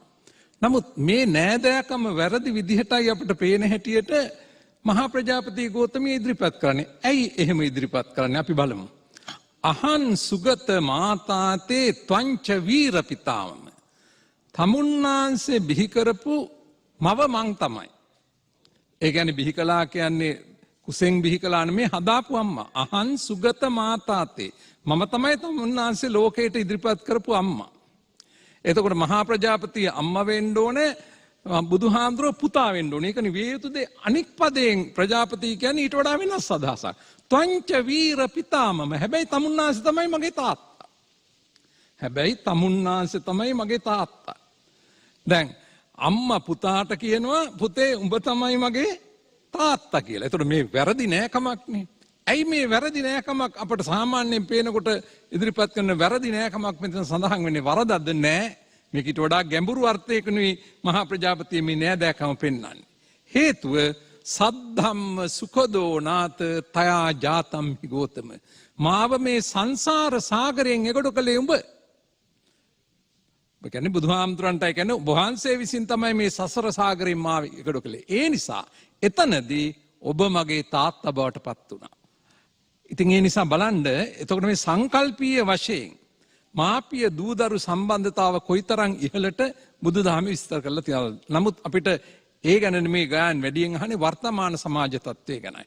පින්වතුනි අපට ඉන්ද්‍රියන් පහක් තියෙනවා. ඇස් දෙකක්, කන් දෙකක්, නාසයක්, දිවක්, ශරීරයක් කියන මේ ඉන්ද්‍රිය පහක් ප්‍රධාන වශයෙන් පිහිටලා තියෙනවා. මනසකුත් තියෙනවා. අපේ මේ ඉන්ද්‍රියන් බලන්නේ හැම වෙලේම ලස්සන දේවල් හොයාගෙන දුවන්න තමයි ඇස් දෙක බලන්නේ. කන් දෙක බලන්නේ හොඳ මිහිරි දේවල් හොයාගෙන දුවන්න. දිව බලන්නේ රස දෙයක් හොයාගෙන යන්න. ශරීරය බලන්නේ සුමුදු ස්පර්ශයක්මයි. නාය හොයන්නේ හොඳ සුගන්ධවත් දෙයක්මයි. නමුත් මේ ඉන්ද්‍රියන් පසුපස හඹා යාම කොතෙක් කල්ද කියන කාරණේ අපි හිතන්න. චක්කුණා රූපං දිස්වා, ඇහෙන් රූප දකිනවා. චක්කුංච පටිච්ච රූපේච උප්පජ්ජති චක්කු විඥානං. ඇහැ රූපයක ගැටිලා දැක්කාය කියන මේ සංකල්පය ඇති කරගන්නවා. එතකොට හොඳ ලස්සන දෙයක් දැක්කොත් අන්න ඒකේ ඇලෙනවා. පිය රූපේ සාරජ්‍යති. තමන් අප්‍රිය කරන දෙයක් දැක්කොත් අප්‍රිය රූපේ ව්‍යාපජ්ජති. දැන් අපිට පුළුවන් මේක සමාජයට ආරෝපණය කරන්න. අම්මලා තාත්තලා තේරුම් ගන්න ඕනේ තමන් කැමති වෙන ප්‍රිය රූප පිටිපස්සේ යන්න හොඳ නැහැ. තමන් තේරුම් ගන්න ඕනේ තමන්ගේ භූමිකාව මොකද්ද? තමන්ට කැමති රූප පිටිපස්සේ යන්න පටන් ගත්තොත් අන්න අර ප්‍රිය රූපේ සාරජ්‍යති. ඒක පිටිපස්සෙන් දුවන්න පටන් ගත්තොත් තමන්ට තමන්ගේ පෞල් ජීවිතයක් නැහැ. තාත්තගේ පවුල් ජීවිතයක් නෑ. තරුණ වෙලාවිදි මේ විදිහේ නොයෙක් මේ ප්‍රශ්නවලට ඇතැම් නිවෙස්සල දරුවෝ තරුණ දූදරුවෝ විවාහක දරුවෝ මුහුණ දෙනවා තමයි. නමුත් අපි හිතන්න ඕනේ තරුණ පියවරුත් මේක හිතන්න ඕනේ. ඒ තරුණ පියවරු දැනගන්න ඕනි මේ ලස්සන තියෙන්නේ ටික කාලයයි. මේ හඹාගෙන යන රූප පසුපස්සේ මේ විදිහට එලවගෙන ගියොත් මේක අවසාන විනාශයක්. තරුණ මෑණිවරුත් හිතන්න ඕනේ මේ පසුපස්සේ මේ යන ගමන ගියොත් මේ විදිහට අපේ දරුවන්ටත් තැනක් නැතුව යනවා. අන්තිමට දරුවෝ අපට සාප කරයි. අපේ තාත්තා මේ වගේ කෙනෙක්. දරුවන් දැනුම් තේරුම් ඇති වෙනකොට දරුවන්ගේ අවඥාවට ලක් වෙයි. මෙන්න මේ විදිහට වර්තමාන සමාජයේ කතා කරනවා නම් තේරුම් ගන්න උත්සාහවත් වෙනවා නම් ඒ විදිහට සමාජය තුල සදාචාර වර්ධනයක් සදාචාරමත් සමාජයක් හොඳ නරක හඳුනන සමාජයක් අපට නිර්මාණය කරගන්න පුළුවන්. ඒකට බුදුදහමෙන් පසුබිම තිබෙනවා. බුදුදහම මේ සඳහා කරුණු දක්වලා තියෙනවා. අම්මා කෙනෙක් දරුවන් කෙරෙහි කොහොමද ක්‍රියාත්මක විය යුත්තේ? තාත්තා කෙනෙක් දරුවන් කෙරෙහි කොහොමද ක්‍රියාත්මක විය යුත්තේ? පින්වතුනි බලන්න මේ ඇඟක තියෙන ලේ සුදු පාට කිරිවෙන්නේ ඇයි? ලෝහිතං හේතං බික්කේ යදිදං අරියස්ස විනේ මාතු තඤ්ඤං. මහණෙනි මේ ලේ කියන්නේ ආර්ය විනයට අනුව මව් කිරිවලටයි. තමන්ගේ ලේ තමයි කිරි බවට පත් වෙලා දරුවෙකුගේ කුසගින්න නිවන්න මව් කෙනෙක් යොදාගන්න. එතකොට ඒ ලේ කිරි බවට පත් කරන මව හැබැයි සමහර විට ඒ තරුණ මවම තේරුම් ගන්නේ නැහැ. ටික දවසක් යනකොට මම්මගේ ලේ කිරි කරලා දීලා මේ දරුවා හදාගත්තේ මේ දරුවට ආදර්ශමත් ජීවිතයක් මං ගත කරන්න ඕන කියලා. තාත්තා කෙනෙක් දාඩිය මුගුරු පෙරාගෙන දැන් කාලේ හැටියට කුලී වැඩ කරලම නෙමෙයි සමහරට ව්‍යාපාර කළත් හිත වෙහෙසවලා මොලේ විහිසවලා වෙලාවක් කලාවක් නැතුව ඒවට උනන්දු වෙලා ඒ විදිහට තමයි තාත්තා කෙනෙක් වැඩ කරන්නේ. කොයි වැඩේ කළත් උනන්දුවෙන් උද්‍යෝගයෙන් යුක්ත ඔය තාත්තා වැඩ කරනකොට තාත්තා කෙනෙක් තමන්ගේ දරුවන් අරමුණු කරගෙන තමයි ඒ දේ කරන්නේ. මේ තමන් සඳහාම නෙමෙයි දෙමව්පිය හම්බ කරන්නේ. දරුවෝ සඳහා යමක් දෙමව්පිය හොයනවා, තබනවා, ඉතුරු කරලා යනවා. ඒ නිසා තාත්තගේ ගුණේ තාත්තා රැකගන්න උත්සාහවන්ත වෙන්න ඕනේ. තාත්තා ගෙදරට ආදර්ශ සම්පන්න කෙනෙක් බවට පත් වෙන්න ඕනේ. අවුරුද්දට අම්මා තාත්තට බුලත් දීලා වඳින සිරිත තියෙනවා.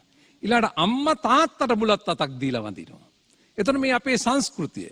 හැබැයි හිතලා බලන්න සමහර ගෙවල් වල එහෙම තාත්තට බුලත් අතක් දීලා වඳින්න පුළුවන් මට්ටමට ඒ තාත්තා ජීවත් වෙනවද? ඇත්තටම අම්මගේ හිතට එකඟව අම්මට බෑ ඒ තාත්තට ඒ කියන්නේ තමන්ගේ ස්වාමියාට බුලත් හුරුල්ලක් පිළිගන්නලා වඳින්න. සමහර විට දරුවන්ට බෑ හිතට එකඟව අම්මට බුලත් හුරුල්ලක් පිළිගන්නලා වඳින්න. ඒක නිසා මේ සමාජයේ සිද්ධ වෙලා තියෙන මේ ශීඝ්‍ර පරිවර්තනය තාක්ෂණයත් එක්ක අපේ අත්තනායක මහත්මයා පැහැදිලි කළා මේ කොයිතරම් වැරදි පැත්තට මේක ගලාගෙන යනවද කියලා. හැබැයි මේක වැරදි පැත්තට ගලාගෙන යනවා කිව්වට දැන් ඉතින් ඒක ගලාගෙන යනවා තමයි අපිට කරන්න දෙයක් නැහැ කියලා නිකන් ඉඳලා බෑ. අපි කොහොම හරි මේක අනික් පැත්තට හරවන්න ඕනේ. ඒකටයි බුදුදහම තියෙන්නේ. ඒකටයි මාර්ගෝපදේශයේ තියෙන්නේ. ඒකටයි බුදුරජාණන් වහන්සේ දේශනා කරවදාළ ධර්ම විනයෙන් අපට ආලෝකයක් ලබන්න පුළුවන්කම තිබෙනවා. ඒ නිසා වර්තමාන සමාජයේ විශේෂයෙන් තේරුම් ගන්න ඕනේ විශේෂම කාරණේ සදාචාර සම්පන්න දෙමව්පියෝ සදාචාර සම්පන්න විදිහට දරුවොත් එක්ක ජීවත් වෙන්න. ඉතින් මේවා භික්ෂුන් වහන්සේ නමකට හැටියට කියන්න පුළුවන් මට්ටමින් අපි කියනවා. අපට වඩා මේක තවත් විස්තර සහිතව හේරත් මහත්මයා ආදී ඉදිරිපත් කරනවා. කොහොම වුණත් මේ தત્ත්වයේ පිළිබඳව ඇත්තටම තරුණ අම්මලා තාත්තලා නැවත වාරයක් හිතලා බලන්න ඕනේ. තමන්ගේ හදවත තට්ටු කරලා බලන්න ඕනේ. තමන් සමගම කතා කරලා බලන්න ඕනේ. හැබෑවටම මම මේ කරන්නේ හරි වැඩක්ද? මේ කරන වැඩෙන් මගේ දරුවන්ට අයහපතක් වෙන්නේ නැද්ද? දරුවෝ මම් මුලා වෙන්නේ නැද්ද? සමහර විට හුඟක් මිල මුදල් තියෙන තැන්වල, ඊටාම සමාජයේ ඉහළ තලයේ වැජබෙන තැන්වල මේ ප්‍රශ්නේ ගැඹුරෙන් තියෙනවා. ඇතැම් විට මිල මුදල් වැඩිවීමම මේ தත්ත්වයේ වැඩි වෙන්නත් හේතු වෙලා තියෙනවා දෝ කියලා සමහර පවුල් ගැන තියෙන විස්තර අහපුහම මට හිතෙනවා පෞද්ගලිකව. ඒ කියන්නේ ඒ අයට ඕන තරම් මුදල් තියෙනවා. ඒ මුදල් වියදම් කරන්න තාලයක් තිබෙන්න ඕනේ. ඒතර හොඳ පැත්තට වඩා ඒ අය යොමු වෙන්නේ මුදල් නරකට වියදම් කරන්න. ඒ නිසා පින්වතුනි මේක නෙමෙයි අපේ සංස්කෘතිය. සිංහල සංස්කෘතිය බුදුදහම වගේ. ඒ නිසා මේක දෙමව්පියන්ට අයිති වගකීමක්. දෙමව්පියන්ට සලකන්නේ නැහැ, දෙමව්පියන් ගැන බලන්නේ නැහැ කියලා කිව්වට. එහෙම කියනවා හුඟක් තැන්වල.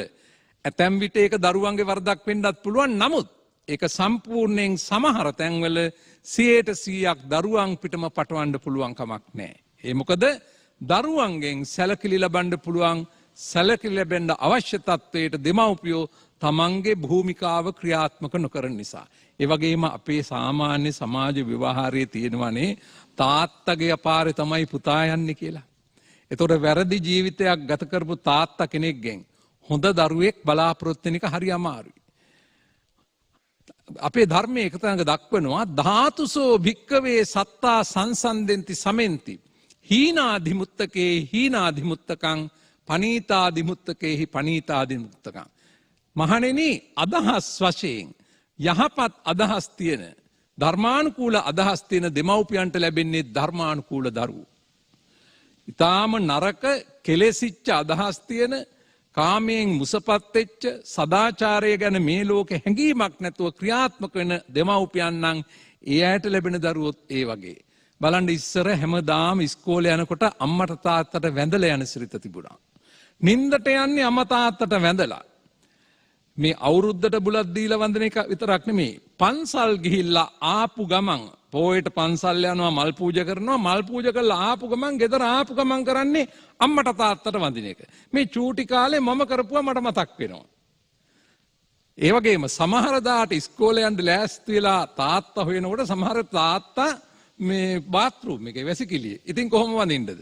චූටි කාලේ තේරුමක් නැහැ. එතනට ගිහිලා වැදලා යනවා. ඇයි එහෙම කරන්නේ? ඒ ගෙවල් වලින් ලැබිච්ච සංස්කෘතික දායාදේ, සංස්කෘතික උරුමේ. එතකොට එහෙම සංස්කෘතික දායාදයක්, ආගමික ආభాෂයක්, සදාචාර සම්පන්න මඟ පෙන්වීමක් ලැබුණොත් ඒ ළමයි වරදට යන්න තියෙන ඉඩ නෑ නෙමෙයි, අඩුයි. වරදට යන පැත්තට ගියත් නැවත හරවා ගන්න බැරි කමක් නෑ. අවවාද කරලා, ආදර්ශයෙන් දක්වලා, අනුශාසනා කරලා හරවන්න බැරි කමක් නෑ. ඒක නිසා මේක එක පැත්තකට විතරක් වගකීම් පවර්ලා නිකන් ඉන්න බෑ. ඉස්සර වෙලා වගකීම් බාර ගන්න ඕනි දෙමව්පියෝ. මොකද දෙමව්පියෝ තමයි දරුවන්ගේ ආදර්ශ පිණ්ඩේ බවට පත්විය යුත්තේ. ඒ දෙමව්පියන්ගේ ආදර්ශයට අනුව තමයි චූටි දරුවා පුංචි කාලේ ඉඳලා බහතෝරන කාලේ ඉඳලා ටිකෙන් ටික ලොකු මහත් වෙන්නේ. දැන් බලන්න අද අම්මට තාත්තට කතා කරන්නේ සමහරට ඔයා මෙයා කියලානේ. ඉස්සර අපේ ගෙවල් වල එහෙම කතා කළාද? ඔයා මෙහෙ එන්න, ඔයා මෙහෙ යන්න, කොයා ගියේ නැද්ද අර ගමන? මේ දරුවෝ මේ අම්මගෙන් අහනවා. එහෙම අම්මට තාත්තට කතා කරන සිරිතක් මේ බෞද්ධ ගෙවල් වල තිබුණේ නැහැ. අද ඒක සමාජයේ සාමාන්‍ය දෙයක් බවට පත් වෙලා. ඇයි මෙහෙම වෙන්නේ? කාලයක් යනකොට මේවා පිළිබඳව තිච්ච සැලකිල්ල අඩු වෙලා ගියා. අම්මට වඳිනවා කියන එක අවුරුදු දවසට විතරක් කරන දෙයක් බවට පත් වුණා. සමහරට එහෙමත් නොකරන තත්ත්වයට පත් වුණා. ඒ නිසා අම්මා තාත්තා දැනගන්න ඕනේ දරුවන් වෙනුවෙන් කරන්න ඕනේ යුතුයකම් කියන්නේ කණ්ඩ බොණ්ඩ දෙනවා, ඉස්කෝලේ එක්කගෙන යනවා, උගන්වනවා, වටිනා ඇඳුම් පැළඳුම් අරන් දෙනවා, දරුවට අවශ්‍ය කරන සියලු භෞතික සැප සම්පත් දෙනවා කියන එක නෙමෙයි. මීට අවුරුදු 50කට එහා සමාජෙ තිබුණද එහෙම දෙන්න භෞතික සැප? එහෙම වටිනා ඇඳුම් පැළඳුම්, නොයේක් උපකරණ, නොයේක් සෙල්ලම් බඩු කියලා જાතියක් මීට අවුරුදු 50කට 60කට 70කට එහා තියුණද? එහෙම නැහැ. නමුත් ඒ කාලේ හැදිච්ච දරුවෝ සමහර විට අරට වඩා දැන් අවුරුදු 60 70 වයස්වල ඉන්න අය අරට වඩා බොහෝම සදාචාර සම්පන්නයි. පින්වතුනි, උපකරණ මතින් විතරක් දරුවෙකුට ආදරය දක්වලා බෑ. හොඳ ඇඳුම් අරන් දීලා, ඉහළම කෑම අරන් දීලා, ඉහළම උපකරණ අරන් දීලා, අර අත්තනායක මහත්මයා කිව්වා වාගේ ශිෂ්‍යත්වයේ පාස් වෙච්චාම ස්මාර්ට් ෆෝන් එකක් ගෙනත් දීලා දරුවට ආදරය දක්වන්න බෑ. සංකල්පීය වශයෙන්, අදහස් වශයෙන් පුංචි දරුවාගේ හදවතේ ಗುಣධර්ම රෝපණය කරන්න අම්මට පුළුවන් වෙන්න ඕනේ. එහෙම කරන්න නම් අම්මත් ಗುಣධර්ම පිණ්ඩයක් බවට පත් වෙන්න ඕනේ. තාත්තට පුළුවන් වෙන්න ඕනේ අම්මට දක්වන කරුණාවම දරුවන්ටත් දක්වන්න ආදර්ශ සම්පන්න ජීවිතයක් ගත කරන්න. මෙන්න මේ විදිහට සකස් වෙනවා නම් මං හිතනවා මේ බෞද්ධ සමාජයේ තවදුරටත් දියුණුවටපත් වෙන ආකාරයක් අපට දකින්න පුළුවන් වෙයි. එහෙමයි නායක හම්තුරුනේ. උදෑසන දම්සභා මණ්ඩපයට වැඩම කළ ඔස්ට්‍රේලියාවේද වැඩ සිටින ස්වාමින්වයන් වහන්සේ නමක් මේ පුදබිමට බොහොම සම්බන්ධ දොරවු විඥානරත්න හාමුදුරුවෝ සිහිපත් කළා. COVID-19 වසංගතයෙන් පස්සේ COVID-19 නිසා මැරුණු ඔස්ට්‍රේලියානුවන්ට වඩා වැඩි පිරිසක් පහුගිය කාලේ ඇති වුණු මානසික ආතතිය නිසා සියදිවි නසා ගැනීමෙන් මිය ගිහිල්ලා තියෙනවා කියලා. ඔවුන්ගේ විශේෂයෙන් වැඩිහිටියන්ට දැඩි හුදකලා බව, ඔවුන්ට අපේ සංස්කෘතිය වගේ අන්තර් සම්බන්ධතා බැඳීම් තුලින් ලැබෙන ආදරය සෙනෙහසේ තියෙන අවමකම මේ වගේ දේවල් මේකට බලපෑවා කියලා. නමුත් නාගොඩ සද්ධාලෝක හාමුදුරුවනේ ධනයෙන් තාක්ෂණයෙන් අගතැන්පත් එවැනි රටවලටත් ධනයට තාක්ෂණයට කළ හැකි දෙයක් නැහැ මනස බිඳ වැටුණයින් පස්සේ. මනස උපවත් කරන ආරක්ෂා කරන අධ්‍යාත්මය ශක්තිමත් කරන අපේ පෙරදිග සංස්කෘතියෙන් මේ తත්වයේ දැන දැනත් අපි ඇදිලා යන්නේ අර අසරණ වෙච්ච ඔස්ට්‍රේලියානුවන් හෝ බටහිරයන් තියෙන පැත්තටම නේද? සැබවින්ම ඒ කාරණය සැබෑවක්. ඉත හේතුව තමයි අපේ නායක ස්වාමින් වහන්සේ මතක් කළා වගේ මේ අපේ පංචීන්ද්‍රියට ගෝචර වන රූපාදී අරමුණු ඔස්සේ මුලාවට පත්වීම. පහුගිය කාලවල මේට වසර 5ක් 10ක් 20ක් 30ක් වෙන්න පුළුවන්. අපේ අය සිංහල දරුවෝ ශ්‍රී ලාංකිකයෝ ඔය බෝට්ටු වලින් ඉතාලියට යනවා. බෝට්ටු වලින් ඉතාලිය යනවා. තව තව රටවල් වලට යන්න බොහෝම උත්සාහයක් දැරුවා. සමහර අය ජීවිත අනතුරටපත් වුණා. දැන් ඔය කොවිඩ් ප්‍රශ්නය ආවයන් පස්සේ ඉතාලි වල ඉන්න කට්ටිය ලංකාවට එන්න බෝට්ටු සෙව්වා.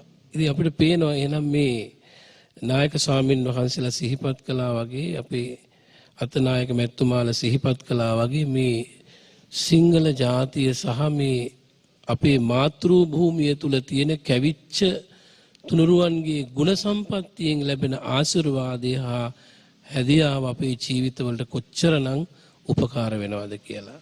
ඉතින් විශේෂයෙන්ම ලෝකපාලක ධර්ම දෙකක්නේ හිරියොතප් කියලා කියන්නේ ලැජ්ජා බය දෙක. ওই ලැජ්ජා බය දෙක නැත්නම් කරන්න බැරි පාපයක් නෑ අපේ හේරත් මැතිතුමා නේද? ඉතින් ලැජ්ජා බය දෙක ඇතුව මව්පියන්ගේ ජීවිතයේ ගොඩනැගිලා තිබුණොත් ඒ මව්පියෝ ලැජ්ජා බය දෙක ඇතුව තමයි පවට ලැජ්ජ බය ඇතුව තමයි ඒගොල්ලන්ගේ ජීවිතය පවත්වන්නේ. මේ කාරණේ ලපටි වයසේ ඉන දරුවෝ ආදර්ශයෙන් දකින්න. අවවාද කරන්නට කලින් ආදර්ශයේ වැදගත් කියන්නේ ඒකයි. ඉතින් යුරෝපීය රටවල් පැත්තට හැරෙනකොට අපට ජාත්‍යන්තර වශයෙන් තියෙන අත්දැකීම තමයි ගායන් මහත්තයා අහුව ප්‍රශ්නෙට පිළිතුර ආධ්‍යාත්මික වශයෙන් ඇතිවෙන මානසික සහනය මදිකම නිසා බොහෝ දෙනෙක් තමන්ගේ ජීවිත අවුලෙන් අවුලට පත් කරගන්නවා. ඒ ජීවිත අවුල ලියා ගන්නට නොයෙක් විදිහේ භෞතිකයේ තුල උත්තර සොයනවා. උත්තර නැති වුනහම තමයි සියදිවි හානි කර ගැනීම ආදී බොහෝ කරුණු අපිට දකින්න ලැබෙන්නේ. නමුත් අපිට බුදුදහම තුල බුදු සමය තුල බුදුරජාණන් වහන්සේගේ දේශනාව තුල ඉවසීම දැරීම කියන කාරණේ තාමත්ම පැහැදිලිව උන්වහන්සේ පෙන්නලා දීලා තියෙනවා. ඉතින් අද තාක්ෂණික දියුණුවත් එක්කලා බටහිරකරණයත් එක්කලා අපේ පුරුද්දක් ඇති වෙලා තියෙනවා පිටරටින් මොනවා හරි ලැබුණොත් ඒක තමයි හොඳ ඒක තමයි උතුම් කියන කාරණේ. දැන් පෞගිය කාලේ භාවනාවක් පිළිබඳව කතා කළා මේ මාතෘකාවටම අදාළ නැති වුණත් ඒ භාවනාව අමුතු භාවනාවක්. ඉතින් මටත් අහන්න ලැබුණා ඔස්ට්‍රේලියාවේදී බ්‍රිස්බේන් නගරයේදී මේ භාවනාව තමයි මොනවත් හිතන්නේ නැතුව ඉන්න ඕනේ. භාවනාව තමයි මුකුත් හිතන්න බෑ. එහෙම මුකුත් හිතන්නේ නැතුව නිශ්චලව ඉන්නකොට සෝවාන් වෙනවා කියලා. එහෙම සෝවාන් වෙච්ච අයත් 75 දිනක් ඒ වැඩසටහනේදී මට අපේ හේරත් මහත්තයා හම්බ වුණා බ්‍රිස්බේන් නුවරදී. ඉතින් අමුතු භාවනාවක්. ටික දවසක් යනකොට අපි ලංකාවට වැඩියන් පස්සේ ලංකාවේදීත් හම්බුණා ඒ භාවනාවම කරන අය. ඉතින් බුදුරජාණන් වහන්සේ වදාළ කර්මස්ථාන පිළිබඳව බලනකොට අපිට සමතලිස් කර්මස්ථාන කියලා තියෙනවා. සමත විදර්ශනා වශයෙන් කොටස් කරලා හිත දියුණු කරගන්න වැඩපිළිවෙල තුල. ඉතින් එතකොට අර පිට රටින් මොනවා හරි දෙයක් විදේශයකින් ආවට පස්සේ වග විභාග නැතුව වැළඳ ගන්න ස්වභාවයක් අඩු ගතියක් අපේ සිංහල ජාතිය තුල විශේෂයෙන්ම තියෙනවා කියන එක ඊටාම කනගාටුවෙන් උනත් කියන්නට ඕනේ. ඒ නිසා විශේෂයෙන් අපි දැනගන්නට ඕනේ ආධ්‍යාත්මික වශයෙන් ලැබෙන ගුණය ආධ්‍යාත්මික සංසිඳීම නිසා තමයි අපේ ජීවිතයේ මේ තියෙන බාහිර ආධ්‍යාත්මික අවුල් ලියා ගන්නට පුළුවන්කම ලැබෙන්නේ. එහෙම නැතුව වෙන මොනම ක්‍රමයකින්වත් අපට අපේ ජීවිත ගැටලු ලියා ගන්නට බෑ. මනෝ සෞඛ්‍ය තුල මනෝ වෛද්‍යවරු අද විශාල පරිශ්‍රණයක යෙදিলা තියෙනවා. ඇමරිකාව වාගේ රටවල් වල බොහොම දියුණු රටවල් කියලා අපි පිළිගන්නේ. ඉතින් දියුණුව මනින මිමි ගොඩක් තියෙනවා. ඉතින් අපේ ලෝකයේ ගොඩක් වෙලාවට බාහිර භෞතිකයේ තුලින් තමයි දියුණුව මනින්නේ. නමුත් බුදුරජාණන් වහන්සේගේ ශ්‍රාවකයෝ වශයෙන් අපි මනින්නට ඕනි එහෙම නෙවෙයි ආධ්‍යාත්මය තුල. එහෙනම් හිත දියුණු වෙලා නැත්නම් හිත හැදිලා නැත්නම් බාහිර කොයිතරම් සකස් වෙලා තිබුණත් මම නම් හිතන්නේ නෑ ඒක අර්ථ සම්පන්නයි කියලා. ඒ නිසා මානසික වශයෙන් සැලසීමක් ඇති කරගෙන මනස හදාගෙන ධර්මයේ තුල පෝෂණය වෙච්ච හිතකින් යමක් කතා කරනවා නම් යමක් කරනවා නම් යමක් කල්පනා කරනවා නම් ඒ කාරණය ඊටාම පිරිසිදු කාරණයක්. ඒ නිසා බුදුරජාණන් වහන්සේගේ දේශනාවට අනුව අපි අපේ ජීවිතයේ අවුරුදු 1000 ගාණක් තිස්සේ පිළිවෙලට අතරක් නැර සද්ධර්මයේ තුල හදාගෙන ආවා. මහා මහින්ද මහරහතන් වහන්සේ මේ ලක්දිවට වැඩම කරවීමෙන් අපිට ලැබිච්ච මහා ලාභය ධර්මලාභයයි.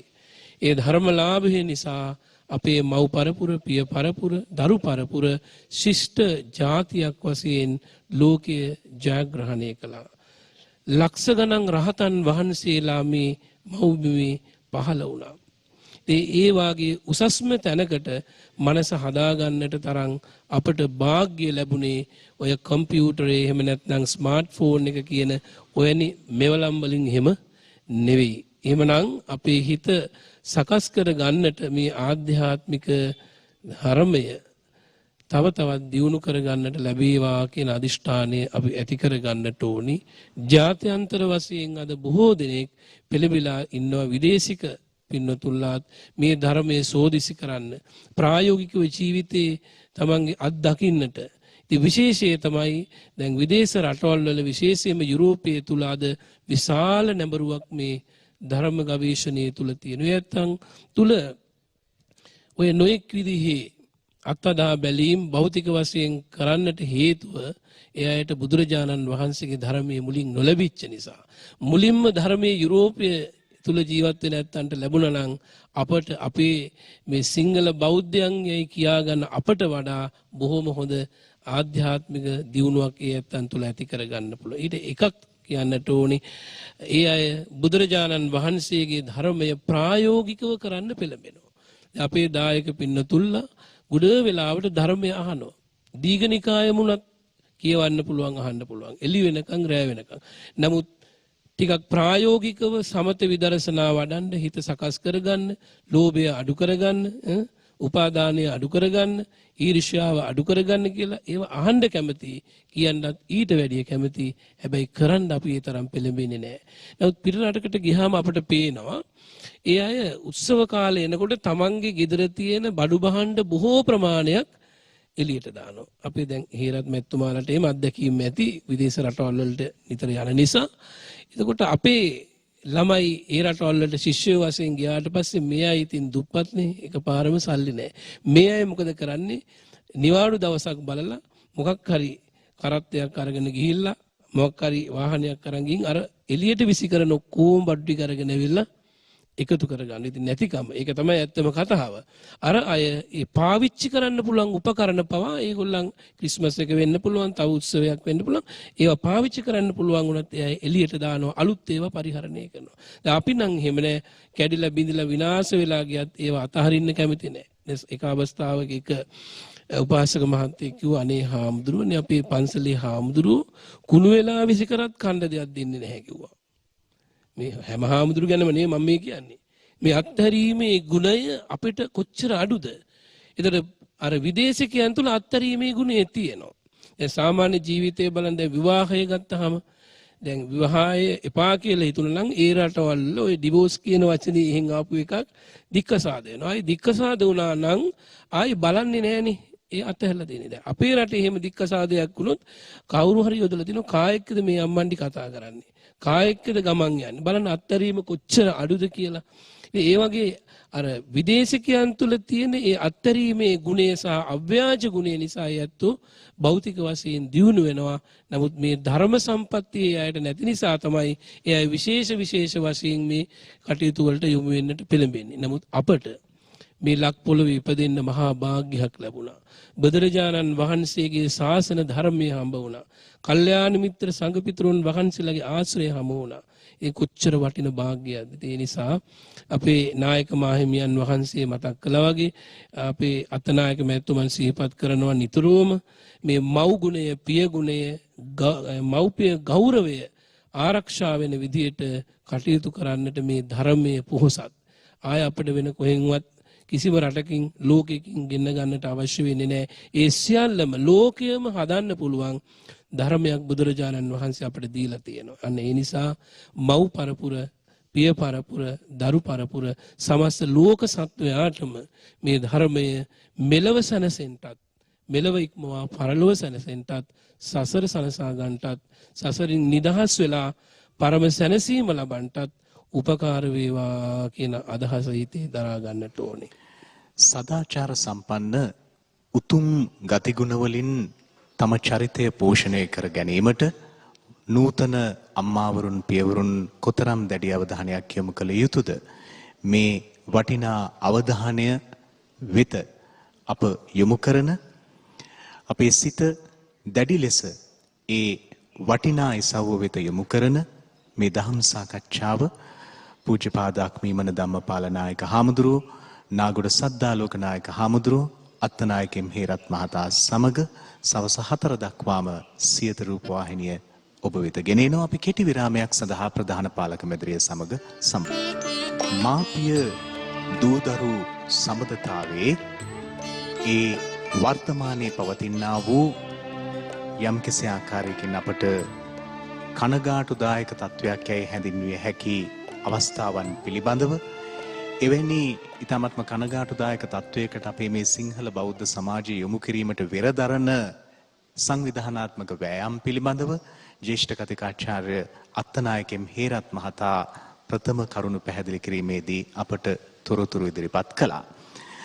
අත්තනායක එම්.හේරත් මහතාණෙනි, නූතන අම්මාවරුන්ට පියවරුන්ට නිවැරදි කරගත යුතු තැන් විදියට ඔබතුමා යෝජනා කරන්නේ මොනවද? ගයන් එක දුවෙක් මට අපූරු පාඩමක් කියලා දුන්නා. ඒ පාඩම මම සමාජයට දාලා බලනකොට අම්මාවරු 100ක් ගත්තොත් ඒ අම්මාවරු 100න් 170කට විතරයි තාත්තා ඉන්නේ. 130කට තාත්තා නැහැ. හැබැයි වන්දි ගෙවන්නෙත් නැහැ. නඩත්තු ගෙවන්නෙත් නැහැ. එතකොට මේ අම්මලා දසමාසයේ උරේකත්වා කියන එක අභියෝගයට ලක් කරපු අම්මලා. දසමාසයේ නෙමෙයි. ඉපදිච්ච දවසේ ඉඳලා මිනිහා පැනලා ගිහින් අන්තිමට මේ 130ක් අම්මාවරු නොවින්දිනා දුක් විඳිමින් දරුවෝ හදනවා. දැන් මමත් 11ක් විතර ඉන්න පවුලක 4ද කොහෙද? ඒ කියන්නේ ඒ තරම් ෂුවර් නෑ ගාන. ඒ තරම් ගෙදර සෙනග. හැබැයි මට තාත්තෙක් හිටියා. තාත්තා හෙවණැල්ලක් වගේ හිටියා. ඉතින් අපේ අම්මා අපි 11 දෙනා හැදුවා තාත්තගේ පිහිටෙන්. අර දුව මට කියනවා කණ්ඩ නැති වුණාම අපේ අම්මා මාත් එක්ක වත්තකට ගියා පොල් ගස් සුදුළු ගන්න. මට චිත්‍රපොතක් අරන් දීලා අපේ අම්මා බොහොම අමාරුවෙන් ගස් සුද්ධ කළා. හැබැයි අම්මට ගස් 3ක් සුද්ධ කරනකොට අම්මා කලන්තේ හැදිලා වැටෙනවා ගහක් යට. වත්තේ අයිතිකරුවෝ ඇවිත් අම්මට රුපියල් 600ක් දීලා පිටත් කරනවා. ඒ දූගේ සාක්ෂිය මං සමාජගත කළාම ඒක හරියට හරි.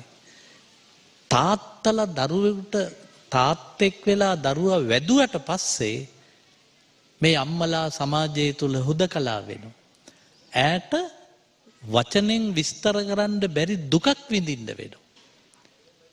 මම හිතන්නේ අම්මලාට වඳින අපි බොහෝ අය වඳින්නේ තාත්තත් එක්ක ඉන්න අම්මලාට. රූපවාහිනියේ වුණත් අම්මයි තාත්තයි වඳිනවා නම් දෙන්න හිටගෙන ඉන්නවා දරුවෝ එතන වාඩි වෙලා වඳිනවා. තාත්තා ඉන්නවා එතන. මම ත්‍යාග ප්‍රදානෝත්සව වලට ගියාම ශිෂ්‍ය නායක සමුළු වලට 100ක් ගත්තොත් දූල පුතාලා කලාතුරකින් මට එක තැනකදී හම්බුණා ගයන් තාත්තා විතරයි ආවේ වේදිකාවට අම්මා නැහැ. හැබැයි අනික් හැම තැනකදී මම දැක්කේ ඒකේ අනිත් පැත්ත අම්මා තනියෙන් වේදිකාවේ පියගැට පෙළ නැගලා ඇවිත් පුතා ළඟ හිට ගන්නවා. ඉතින් අපේ රටේ මේක වෙච්ච දේ ගයන් මෙහෙම හරි අපි බේරිලා තියෙන්නේ. දැන් අපේ මේ ඇල්වල බුද්ධසිරි හාමුදුරුවෝ හිඹුටාන අභිනවාරාමාධිපති ඒ වගේම අපේ අක්පීමන ධම්මපාල අපේ හාමුදුරුවෝ ආචාර්ය නාගොඩ සද්දාලෝක හාමුදුරුවෝ වගේ හාමුදුරුවෝ විශාල ප්‍රමාණයක් ගම මැද්දේ හදලා තියෙන කෞතුකාගාර ටික තමයි මේ පන්සල්. මේ කෞතුකාගාරවල ඉන්න හාමුදුරුවෝ තිරිංග තද නොකලා නම් අපි මීට වඩා දරුණු තත්යකටපත් වෙනවා. ඔය වැඩේ කරන්න හාමුදුරුවරු කොච්චර බැනුම් අහනවද ගිහියන්ගේ? බැනුම් අහහා මේ පරිස්සර රැකගෙන දැන් මාව පේරාදෙණියේ සිට මෙතෙන්ට කැඳෙව්වා. අපේ හාමුදුරුව වැඩම කළා. අපේ හාමුදුරුවන් වැඩම කළා. ඒ කරලා දැන් මම හිතාගෙන හිටියේ මේ වැඩසටහනට සහභාගී නොවෙන්න. ඒත් අපේ හාමුදුරුව මට බොහොම කරුණාවෙන් ඉල්ලා සිටියා සර් පටිගත කිරීමකට නෙවෙයි සර් පණ පිටින්ම එන්න කියලා. ඉතින් මම පණ පිටින් ආවා. ඒ ආවේ මේ ඔබ වැනි අම්මාවරුන්ට මේක සජීවීව පෙන්වන්න. ඒ හින්දා මං හිතනවා අපි අලුත් කතාවකට යන්න ඕන ගයන් තාත්තලා දාලා ගිය අසරණ අම්මාවරු ඒගොල්ලෝ ගැන කතා කරන කිසි කෙනෙක් නැහැ ගයන්. කිසිම තැනක ඒගොල්ලන්ට නඩත්තු දෙන්න කෙනෙක් නැහැ. තාත්තා නඩත්තු දෙන්නෙත් නැහැ. මම ඉස්සෙල්ලම ඉගෙන ගත්ත දහම් පාසල අඹගාහන්දියේ දහම් පාසල. මම ඉස්කෝලේ ගියේ කලපලුවාව සිද්ධාර්ථ විද්‍යාලයට. ඔය සිද්ධාර්ථ විද්‍යාලේ ඉඳන් මගේ තාත්තා අපේ තාත්තට කබල් බයිසිකලයක් තිබ්බා. ඕකේ ඉස්සරහ පොල්ලේ මාව වාඩි කරගෙන තාත්තා පාගනවා මේ බයිසිකලේ. මට තාත්තා හීරෝ කෙනෙක්. තාත්තා මාව පොල්ලේ තියම් පාගනවා දාඩිය දාගෙන. මොකද තාත්තා බයිසිකල් එක පාගන්නේ මේ ගොතටුව කන්ද. හාල් පොත් ගන්න තාත්තා මාව දාගෙන එනවා මේ ගොතටුව කන්දට. දැන් මට වටිනා කාර් තියෙනවා. දැන් ඒකේ මම මගේ පුතා දාගෙන යනකොට පුතාට මාව වීරයෙක් නෙවෙයි. ඌ දන්නවා කාර් එක දුවන්නේ ඩීසල් වලින් කියලා. හැබැයි මගේ තාත්තා මාව පෑගුවේ කකුල් දෙකෙන් වෙර අරගෙන බයිසිකලේ. ඉන්න මගේ තාත්තා මට වීරයෙක්. එතුමා දැන් ඉන්නේ දිව්‍ය ලෝකේ. හැබැයි අපේ හාමුදුරුවනේ මෙන්න මෙහෙම එකක් මට කියන්න ඕන. මගේ තාත්තා පන්සලකට කවදාවත් පය ගහලා නැහැ. බණ අහලත් නැහැ. අපි ටික දහම් පාසල් යවනවා. අම්මත් පොයට එළවනවා. තාත්තා සිල් ගත්තේ නැහැ. අනික අපේ තාත්තා මත්පැනුත් බිව්වා. බිව්වේ නැත්තේ ඇඳිරි නීතිය දැම්මොත් විතරයි. හැබැයි හාමුදුරුවනේ එහෙව් තාත්තාගේ පුතා වන මම කිසිදාක මත්පැන් බීලා නැහැ. ඒ කියන්නේ මටත් එක්ක තාත්තා බිව්වා. එහෙනම් මම බොන්න ඕන නැහනේ. එද තාත්තා වැරදි කළාට අර ගහේ කට උල් කරන්න ඕන නෑ කියලා කිව්වට අර මං ඉස්සෙල්ලා දුවෙක් කිව්වේ අම්මා කෙනෙක් දරු ගැබ බඩේ තියාගෙන බණ ඇහුවා. හොඳ වැඩසටහන් ඇහුවා මම සහභාගී වන. ඒ අම්මට හම්බ වෙච්ච දුව ඒ තාත්තගේ දුවත් නෙවෙයි. ඒ අම්මගේ දුවත් නෙවෙයි. ඇය වෙනමම චරිතයක්. ඒ වෙනමම චරිත නිර්මාණය කළ හැකි අර බුදුදහමේ බලපාම තිබ්බ අම්මලට විතරයි. ඒකනේ බටහිර මේ જાති අය නැත්තේ. මම ඔය දහම් පාසල් යන කාලේ අඹගාහන්දියේ නායක හාමුදුරුවෝ මට දවසක් කිව්වා උපන් දිනේට අම්මට තෑග්ගක් දීපන්. අපි හැවි ඇයි හාමුදුරුවනේ? පුතේ උඹ ඉපදිච්ච දවසේ වැඩියෙන්ම දුක් විඳේ උඹේ අම්මා. ඉන්නවනම් අම්මට තෑග්ගක් දීපන් තාත්තට දීපන්. උඹ තෑගි ගන්න එපා අම්මගෙන්. මගේ උපන්දිනේ දෙසැම්බර් 31. මම කිසි දවසක ගයන් ලෝකෙ කිසිම රටක ඉඳලා නැහැ දෙසැම්බර් 31. උඹ උපන්දිනේට අම්මා ළඟම හිටපන්. කිසිම කෙනෙකුට අම්මා ළඟ හැර උපන්දිනයක ඉන්න බෑ වෙන කා ළඟවත්. බිරිඳ ළඟවත් ඉන්න බෑ. මොකද අපි ඉපදුනේ බිරිඳගෙන් නෙවෙයිනේ. බිරිඳ අපිට හම්බුනේ අම්මා අපිව වදපු හින්දා. පුළුවන්කමක් තියෙනවා නම් බිරිඳත් ඇදගෙන යන්න ඕන අපේ අම්මා ළඟට. ඒ නිසා මේ සංකල්පේ මට දුන්නේ පන්සල. නැත්තම් මේ සමහර විට මගෙන් පස්සේ ගයන් මේ පුටුවට මගේ වර්ගයේ ගිහියෙක් තාම හැදිලා නැහැ. මම හැදුනේ පන්සලේ හින්දා. කලපලුවාවේ පන්සල අපිට ළඟයි. බදුල්ලේ පන්සලත් ළඟයි. මම වැඩියෙන්ම ඉන්නේ පන්සලේ පොඩි හාමුදුරුවොත් එක්ක. පොඩි හාමුදුරුවෝ මං එනකල් දාන එකක් ලෑස්ති කරලා උන්වහන්සේ වළඳලා මට එකක් තියාගෙන ඉන්නවා. නායක හාමුදුරුවන්ට හොරෙන් තමයි මේක පොඩි හාමුදුරුවෝ කළේ. පස්සේ බැලින්න නායක හාමුදුරුවෝ වැඩේ දන්නවා. ඇත්තටම මගේ ලේවල 90%ක් මගේ ලේ සාංගිකයි. 10යි ගෙදරින් හම්බුනේ. එහෙනම් මම පන්සලෙන් හැදිච්ච මිනිස්සු. දැන් ඔබ අම්මාවරු මේ මෙතන ඇවිල්ලා ඉන්නව නේද මේ පොය දවසේ? පොයට සිල් ගන්න රැකියාව නොතිබුණා නම් මොකද වෙන්නේ? ගෙදෙට්ට වෙලා දූගේ මුණුබුරා උස්සා පුතාගේ මුණුබුරා නාවා පිස්සු වැටි ගෙදරට වෙලා ඉන්න ඕන. සිල් ගන්න දවස කියලා එකක් ශ්‍රී ලංකාවේ නැත්තම් මුල් ඒරියාව තව ලොකු කරන්න වෙනවා. ඔබ ඇතුළත් කරන්න. සිල් ගන්න දවසේදී වෙන්නේ කට්ටිය ආයි එකතු වෙනවා.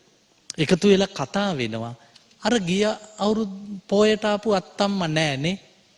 එතකොට දැනගන්නවා එයා නැති වෙලා.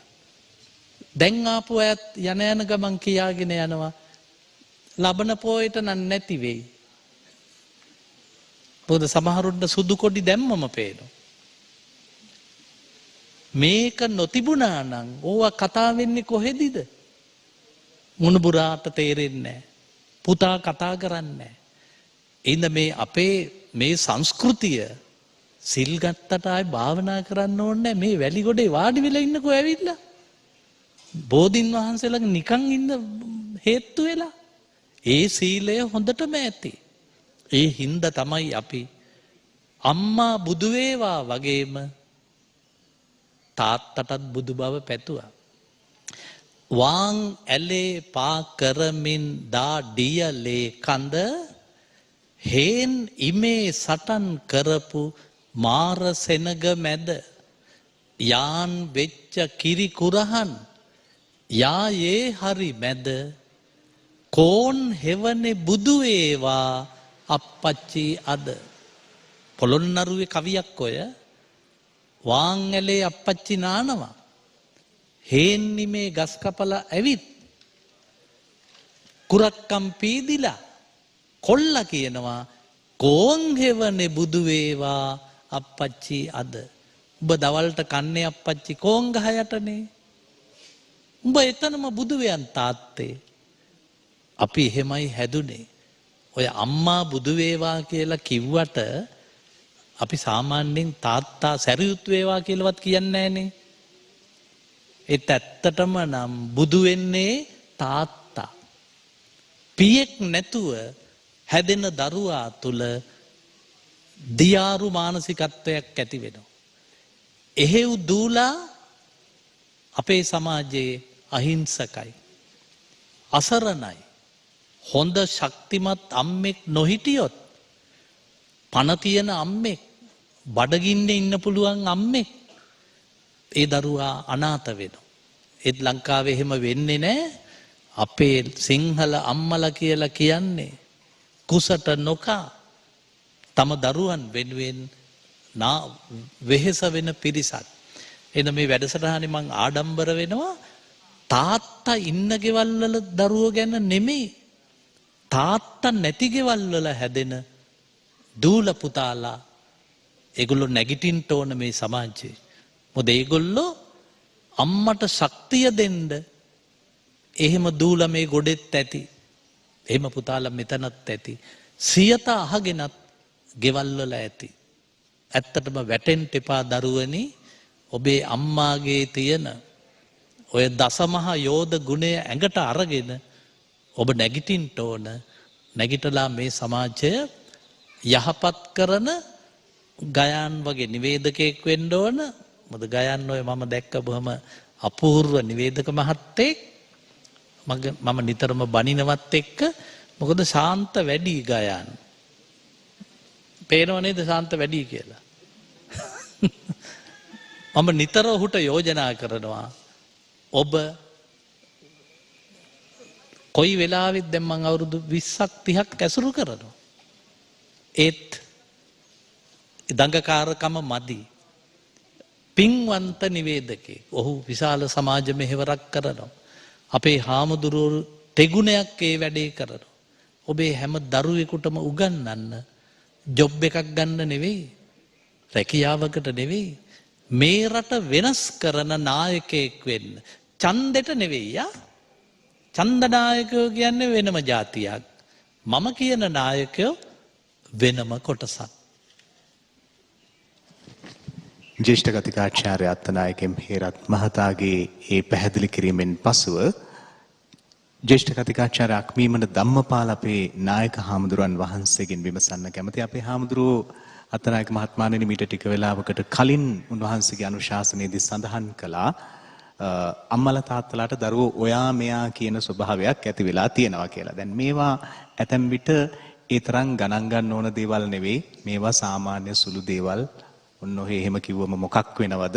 මේ වගේ බොහොම සරලව හිතන සමාජයක් බිහි වෙලා තියෙනවා. නමුත් කාලයක් ගිහිල්ලා බැරෑරුම් ප්‍රතිඵල මතුවෙනකොට තමයි එහි තියෙන ආදීනව වැටහෙන්නේ.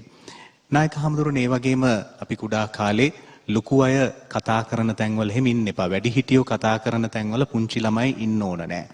ඊළඟට තාත්තා හිටගෙන ඉඳෙද්දි දරුවෝ කවදාවත් පුටුවල වාඩි වෙලා හිටියේ නෑ. මේ වගේ අපිට අද බොහොම සුළු සරල දේවල් වගේ පේන බිඳුනට කමක් නෑ කියන බොහෝ වටිනාකම් අපට තිබුණා.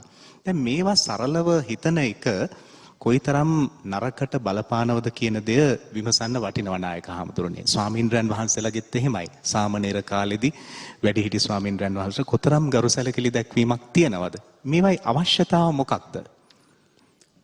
මං හිතනවා ගයන් ගිහි සමාජයට සාපේක්ෂකව බලනකොට ඊට වඩා හුඟක් ඉහළින් පැවිදි සමාජයේ මේ සදාචාර ධර්මවල පිහිටලා ඉන්නවා.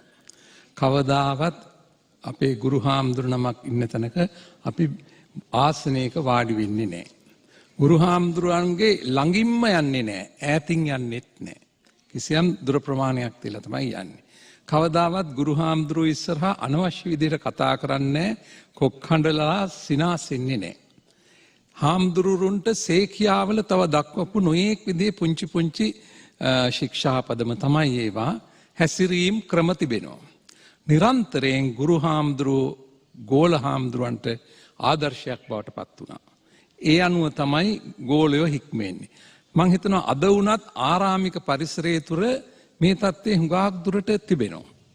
යම් යම් නවීකරණයන් වලට හසු වෙලා තියෙන බවත් දකින්න ලැබෙනවා. ගිහි සමාජයෙන් ආපු අයනේ දැන් ඉන්න පැවිද්දොත්. නමුත් ඒ පැරණි ගුණධර්ම අනුව ශිෂ්‍යයන් හික්මවන ගුරු හාමුදුරුවෝ නැතුවා නෙමෙයි. ඒ ආදර්ශයේ පන්සලෙන් ලබන්න පුළුවන්. ගුරු ගෝල සම්බන්ධතාවයේ පවතින්නේ කොහොමද? ඒ ආකාරයෙන් මව්පිය දූදරු සම්බන්ධතාවයේ පැවැත්ම සඳහා කිසියම් ආදර්ශයක් 100%ක්ම නෙමෙයි. ගත හැකි කිසියම් ආදර්ශයක් පන්සලෙන් උකහා ගන්නට පුළුවන්. දැන් බලන්න මම තව පැත්තක් ගැන පොඩ්ඩක් හිතුවා. දැන් දෙමව්පියන්ගේ මේ විවාහ සංවත්සර කියලා දෙයක් තියෙනව නේද? විවාහ වෙලා අවුරුදු 25 සමරනවා. ඒ 25 සමරන එකට මම හිතනවා ලොකු උත්සවයක් පාටියක් ගන්නවා. ඒ වෙතින් නොඑක් විදිහට නොඑක් මට්ටමේ නොඑක් තරාතිරමේ උත්සව කරනවා. අවුරුදු 50 සමරන අවස්ථාත් තියෙනවා. සමහරට අවුරුදු 75 සමරන්න වෙන අවස්ථා තියෙනවා. කලාතුරකින් නෑ ඒ මොකද ඒ වෙනකොට ඒ අතු සමහරට ජීවිතෙන් සමු අරගෙන විවාහ වෙලා 75ක් වෙනවා නම් ඉන්න ඇයට ඒ වෙලාවට ඒ සමරණ අය අවුරුදු 100 විතරවත් වෙච්ච අය ඉන්නේ ඒ තරම් ආයසක් ලැබෙන්නේ නෑ විඳින්න. විවාහයෙන් අවුරුදු 100 සමරණ අය නම් දකින්නම අඩුයි. විවාහ වෙලා අවුරුදු 100 සමරපු දෙන්නෙක් ගැන කතාවක් අපේ ධර්මයේ දැක්වෙනවා. ඒක තමයි නකුල මාතා නකුල පිතු සූත්‍රය. නකුල මාතාව එක් කරගෙන නකුල පිතා බුදුහාමුදුරුවෝ හම් වෙන්න යනවා. ගිහින් කියනවා ඉදානිපන බන්තේ නකුල මාතා දහරස්සේව ආනිතා. ස්වාමීනි මේ නකුල මාතාව මං එක් කරගෙන ආවේ. ඒ කියන්නේ විවාහ කරගෙන ආවේ. දහරස්සේව බොහොම නව යෝන් තරුණ වියේදී. දැන් ස්වාමීනි මටත් අවුරුදු 120යි මේ නකුල මාතාවට ඊට වඩා පොඩ්ඩයි අඩු. අද අපේ 100 වෙනි විවාහ සංවත්සරේ. ස්වාමීනි අපි දෙන්නගේ ප්‍රාර්ථනාවක් තියෙනවා. ඒ වගේම මේ නකුල මාතාව ගැන මේ කාලේ එතකොට ඒ කියන්නේ අවුරුදු 80ක් විතර පෞල් ජීවිතය ගත කරලානේ මම මෙන්න මේ විදිහයි මේ නකුල මාතාව ගැන ක්‍රියාත්මකනේ. නමයම් බන්තේ නකුල මාතා මනසානිපි අතිචරිතා කුතෝපනකායේන මම මේ නකුල මාතාව හැර වෙන කෙනෙක් ගැන හීනකින්වත් හිතුවේ නැහැ. මේ නකුල මාතාව මිසක් වෙනත් ස්ත්‍රියක් ගැන තරුණියක් ගැන කවදාවත් හොඳ තරුණ නවයවුන් වයසදිවත් මං කවදාවත් හීනකින්වත් හිතුවේ නැහැ. කුතෝපන කායේන ශරීරයෙන් එක්ුණාද කියලා කියන්නම දෙයක් නැහැ. හීනෙන්වත් හිතුවේ නැත්තම්. එතකොට අපි දෙන්න ඊටාම් හොඳ යුගදිවියක් මේ දක්වාම ගත කළා. දැන් අපි දෙන්නගේ වයස අවුරුදු 120යි. අපි දෙන්නගේ ප්‍රාර්ථනාවක් තියෙනවා. ලබන සැරේත් අපට එකතු වෙන්න පුළුවන් නම් හොඳයි කියලා ඊළඟ භවයේදීත් අපි කල්පනා කරනවා. මෙතනදී බුදුරජාණන් වහන්සේ අනුශාසනා කරනවා ඔබ දෙන්න සම සද්ධා සම සීල සම ත්‍යාග සම ප්‍රඥා කියන මේ ගුණයන්ගෙන් යුක්තයි. ඒ විදිහට ඒ ගුණධර්ම ඔබ දෙන්නම වර්ධනය කළා. යහපත් දූපතුන් ලැබුවා. ඒ යහපත් දූපතුන් හදා වඩා වර්ධනය කළා. ඔබ දෙන්නගේ මේ ප්‍රාර්ථනාව ඊළඟ භවයේදීත් සමෘද්ධ වෙනවා කියලා බුදුරජාණන් වහන්සේ අනුශාසනා කර වදාලා. මේ නකුල මාතා නකුල පිතා දෙන්නගේ කතාව වර්තමානෙත් විවාහකයන්ට එහෙමත් නැත්නම් පවුල් සංස්ථාව පවත්වාගෙන යන්න හරිම ආදර්ශයක්. බලන්නකෝ අවුරුදු 100ක් පවුල් කාලත් විවාහ ජීවිතය ගත කළත් ගිහින් කියාපු කතාව බුදුහාමුදුරන්ගේ. මම මේ නකුල මාතාව හැර වෙන කෙනෙක් ගැන හීනකින්වත් හිතුවේ නැහැ. ශරීරයෙන් එක්ුණාද කියලා කියන්නම දෙයක් නැහැ. කවදාවත් එහෙම දෙයක් වෙලා නැහැ. එතකොට අද පවුල් වල අයට කොච්චර මේ විදිහට කතා කරන්න පුළුවන්ද? මෙහෙම කියන්න පුළුවන්ද? හිතලා බලන්න. මම දන්නේ නැහැ ගිහි පවුල් සංස්ථාව ගත කරන ඔබලයි මේවා දන්නේ. නමුත් අපට පන්සල් වලට ඇවිල්ලා මේ විදිහේ දුක් අඳෝනා කියනවා සමහර අය. අනේ හාමුදුරනේ අපේ ගෙදර මෙහෙම ප්‍රශ්නයක් මෙහෙම දෙයක්. මෙහෙම දුක් අඳෝනා කියන සිරිතක් තිනවා. ඇත්තටම භික්ෂුන් වහන්සේලා හැටියට අපට ඒවට ඍජුව මැදිහත් වෙන්න බෑ. අවවාදෙන් ආදර්ශයෙන් යමක් ඇඟෙන්ඩ කියනවා මිසක් දානයක් බණක් වෙලාවේදී ඇඟෙන්ඩ යමක් කියනවා මිසක් ඊට වැඩිය අපිට අපේ භූමිකාව තුළ එහාට යන්න බැරි අවස්ථාවක් තියෙනවා. ඒ නිසා මේවා ගැන කල්පනා කරන්න ඕනේ. පින්වතුනි, ලෝකේ තියෙන ලස්සන කියන්නේ කාමයේ නෙමෙයි. නතේ කාමානි යානි චිත්‍රානි ලෝකේ. ලෝකේ විචිත්‍රවත්. මේ ලෝකේ ලස්සන විචිත්‍රවත් බව කාමේ නෙමෙයි. සංකප්ප රාගෝ පුරිසස්ස කාමෝ. පුද්ගලයා තුළ පහළ වෙන සංකල්පය තමයි රාගයක් බවට පත් වෙන්නේ. උදාහරණයක් හැටියට කියනවා නම් රෝස මලක් හරිය ලස්සනයි. අර දැන් ওই නුවරඑළිය අහපුතලේ දිහා හැදිලා තියෙන මේ වාගේ අතක් විතර විශාල රෝස මල් හරිම ලස්සනයි බලපුවම. මේ රෝස මලේ ලස්සන ඔබට පේන්නේ නැද්ද? පේනවා. තරුණ ගෑනු ළමයෙකුට ඒත් පේනවා ලස්සන බව පිළිගන්නවා. තරුණ පිරිමි ළමයෙකුට, වැඩිහිටි මවකට, වැඩිහිටි පියෙකුට පේනවා. හාමුදුරුවන්ට පේන්නේ නැද්ද? හාමුදුරුවන්ටත් මේ රෝස මලේ ලස්සන පේනවා. රහතන් වහන්සේට මේ රෝස මලේ ලස්සන පේන්නේ නැද්ද? පින්වතුනි, රහතන් වහන්සේටත් හොඳට මේ රෝස මලේ ලස්සන පේනවා. හැබැයි වෙනසක් තියෙනවා. දිත්තේ දිත්තමත්තං රෝස මලේ ලස්සන දැක්කා, ලස්සන බව තේරුම් ගත්තා, සුවඳවත් බව තේරුම් ගත්තා. ඊට එහා රහතන් වහන්සේ රෝස මල කෙරෙහි ඇලෙන්නේ. හාමුදුරුවෝ ඊට එහා ඒ පිළිබඳව ඇලෙන්නේ. අන්න ලස්සන දැක්කහම ලස්සන පස්සෙම ඇලි ඇලි දුවන්න පටන් ගත්තොත් සංකප්ප රාගෝ පුරිසස්ස කාමෝ. සංකල්පය තමයි මේ පිළිබඳව ඇති කරගන්න ඇල්ම තමයි අන්තිමට කාමයේ බවට පත් වෙන්නේ. ඒ නිසා මේ පිළිබඳව අපි ටිකක් ගැඹුරින් හිතන්න ඕනේ. විවාහ ජීවිතයේ ගෙනියන පෞල් සංස්ථාව ගොඩනගන ඉදිරියට යහපත් පෞල් සංස්ථාවක් පවත්වීමට බලාපොරොත්තු වෙන තරුණ යුවලක්, එහෙම නැත්නම් තරුණ අඹුසැමියන් මේව ගැන විශේෂයෙන් හිතන්න ඕනේ, කල්පනා කරන්න ඕනේ, ඒ අනුව ක්‍රියාත්මක වෙන්න ඕනේ. අර මිහින්තලේ භාවනා කරපු හාමුදුරු නමක් ගහක් මුල ඉඳගෙන භාවනා කරනවා. ගෙදර දෙන්න දෙමාල්ලෝ රණ්ඩු වුණා. උඹත් එක්ක ඉන්න බෑ මට කියලා උපාසකම්ම යන්න ගියා දමල ගහලා. ඉන්න බැරි නම් ඵලයන් කමන්නේ. කවුද මේ කියන්නේ? ස්වාමි පුරුෂයා. ඒ වුණත් ගියාට පස්සේ කොහාටද මේ යෝධි ගියේ කියලා බලන සිටතක් තියෙනවනේ. එහෙම කිව්වට ටිකක් වෙලා යනකොට හොයාගෙන ගියා පස්සෙන්. හම්බ වුණේ නැහැ. තොරතුරකුත් නැහැ. ගහක් පුළ හාමුදුරු නමක් වාඩි වෙලා ඉන්නවා. ගිහින් ඇහුවා, හාමුදුරනේ මෙතනින් තරුණ ගෑනු කෙනෙක් ගියාද? පෙනුම තියෙන ගෑනු කෙනෙක්. අනේ ගෑනු කෙනෙක් නම් මන් දන්නේ නැහැ. මෙතනින් ඇට සැකිල්ලක් දිව්වා කිව්වා. පින්වතුනි, ඇට සැකිල්ලකට දුවන්න පුළුවන්ද? නමුත් මේ හාමුදුරුව බොරුවක් කිව්ව නෙමෙයි. උන්වහන්සේ අට්ටික සංඥාව මෙනෙහි කරපු හාමුදුරු කෙනෙක්, අට්ටික භාවනාව වඩපු, අනිත්‍යත්වයේ වඩපු හාමුදුරු කෙනෙක්. උන්වහන්සේ අර රූපේ තුල දැක්කේ, පලා පෙනුනේ උන්වහන්සේට මේ ස්ත්‍රියගේ ඇස් දෙකේ ලස්සන නෙමෙයි, මේ ස්ත්‍රියගේ අතපය වල ලස්සන නෙමෙයි, පෙනුම නෙමෙයි, වර්ණය නෙමෙයි, මේ තුල තියෙන විනාශ වෙලා යන ඇටසැකිල්ලක් නේද කියන කාරණයයි හාමුදුරුව දැක්කේ. ඒ නිසා පින්වතුනි, දිත්තේ දිත්තමත්තං සුතේ සුතමත්තං විඤ්ඤාතේ විඤ්ඤාතමත්තං. දැකපු දේ දැකපු පමණින් අපි තේරුම් ගන්න ඕනේ, ලස්සනත් විඳින්න ඕනේ, ලස්සනෙන් යම්කිසි ආස්වාදයකුත් ලබන්න ඕනේ. හැබැයි ඒක එතනින් අයින් කරන්න ඕනේ. ඒක පිටිපස්සේ එලවගෙන ගියොත් අන්න අපි විනාශයටපත් වෙනවා. පහන් දැල්ල හරි ලස්සනයි. පළඟැටිය පහන් දැල්ලට ආසයි. ලස්සන නිසා පහන් දැල්ල ළඟට එන පළඟැටියට මොකද්ද වෙන්න කියන කාරණේ ඔබට අමුතුවෙන් විස්තර කරන්න දෙයක් නැහැ. ඒ නිසා මේ වර්තමාන සමාජ සන්දර්භයේ පෞල් සංස්ථාව බුදුදහමත් එක්ක කවලම් කරලා අපි තේරුම් ගන්න ඕනේ. ඒ බුදුදහම ලෞතුරා බුදුරජාණන් වහන්සේ දේශනා කර වදාළ පිරිසිදු සද්ධර්මයේ තුලින් මේ පෞල් සංස්ථාව ගෙනියාම සඳහා අවශ්‍ය කරන ආදර්ශය අපි ලබා ගන්න උත්සාහවත් වෙන්න ඕනේ. ඒ ශක්තිය ඔබ හැම දිනාටම ලැබේවා කියලා මා ප්‍රාර්ථනා කරනවා. ඇත්තටම මේවා අහන්න ඕනේ මේ වයසක උපාසකම්මලා නෙමෙයි. දැන් මෙතන හිටපුවාම බලපුවාම සාමාන්‍යයෙන් අවුරුදු 40 50 පැනපු අය. මොකද මේ කොළඹ පළාතේ පිරිමි ළමයි ගෑනු ළමයි විවාහ වෙලා නැද්ද? විවාහ වෙලා ඉන්නේ ඔය තරම් ඉන්නවා. හරිනම් මේ තරුණ යුවලක් එහෙම නැත්නම් පෞල් සංස්ථාව ඉදිරියට ගෙනියන අය තමයි මේවා වැඩියෙන් අහන්න ඕනේ.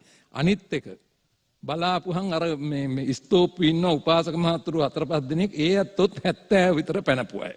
කෝ තරුණ පිරිමි. තරුණ පිරිමි නෑ. ඒක නිසා මෙන්න මේ தત્ත්වයේ පිළිබඳව අපු හිතන්න ඕනේ. දැන් මේ ඇත්තන්ට ඉදිරියට ගෙන යන්න පෞල් සංස්ථාවක් නෑ. දැන් වැඩ ඉවරයි. ඒ නිසා තරුණ දූදරුව මේවට යොමු කරන්න පිරිමි පක්ෂයේ පුරුෂ පක්ෂයේ මේ කාර්යයන් සඳහා යොමු කරන හැටියටත් මා කරුණාවෙන් සිහිපත් කරනවා. එහෙමයි නායක හමුදුරනේ. අපි කෙටි විරාමයක් සඳහා සියත ටීවී ප්‍රධාන පාලක මැදිරිය සමග සම්බන්ධ වෙනවා. ඉන් පසු නැවතත් හිමුටාන ශ්‍රී අභිනවාරාමයට පැමිණෙමු.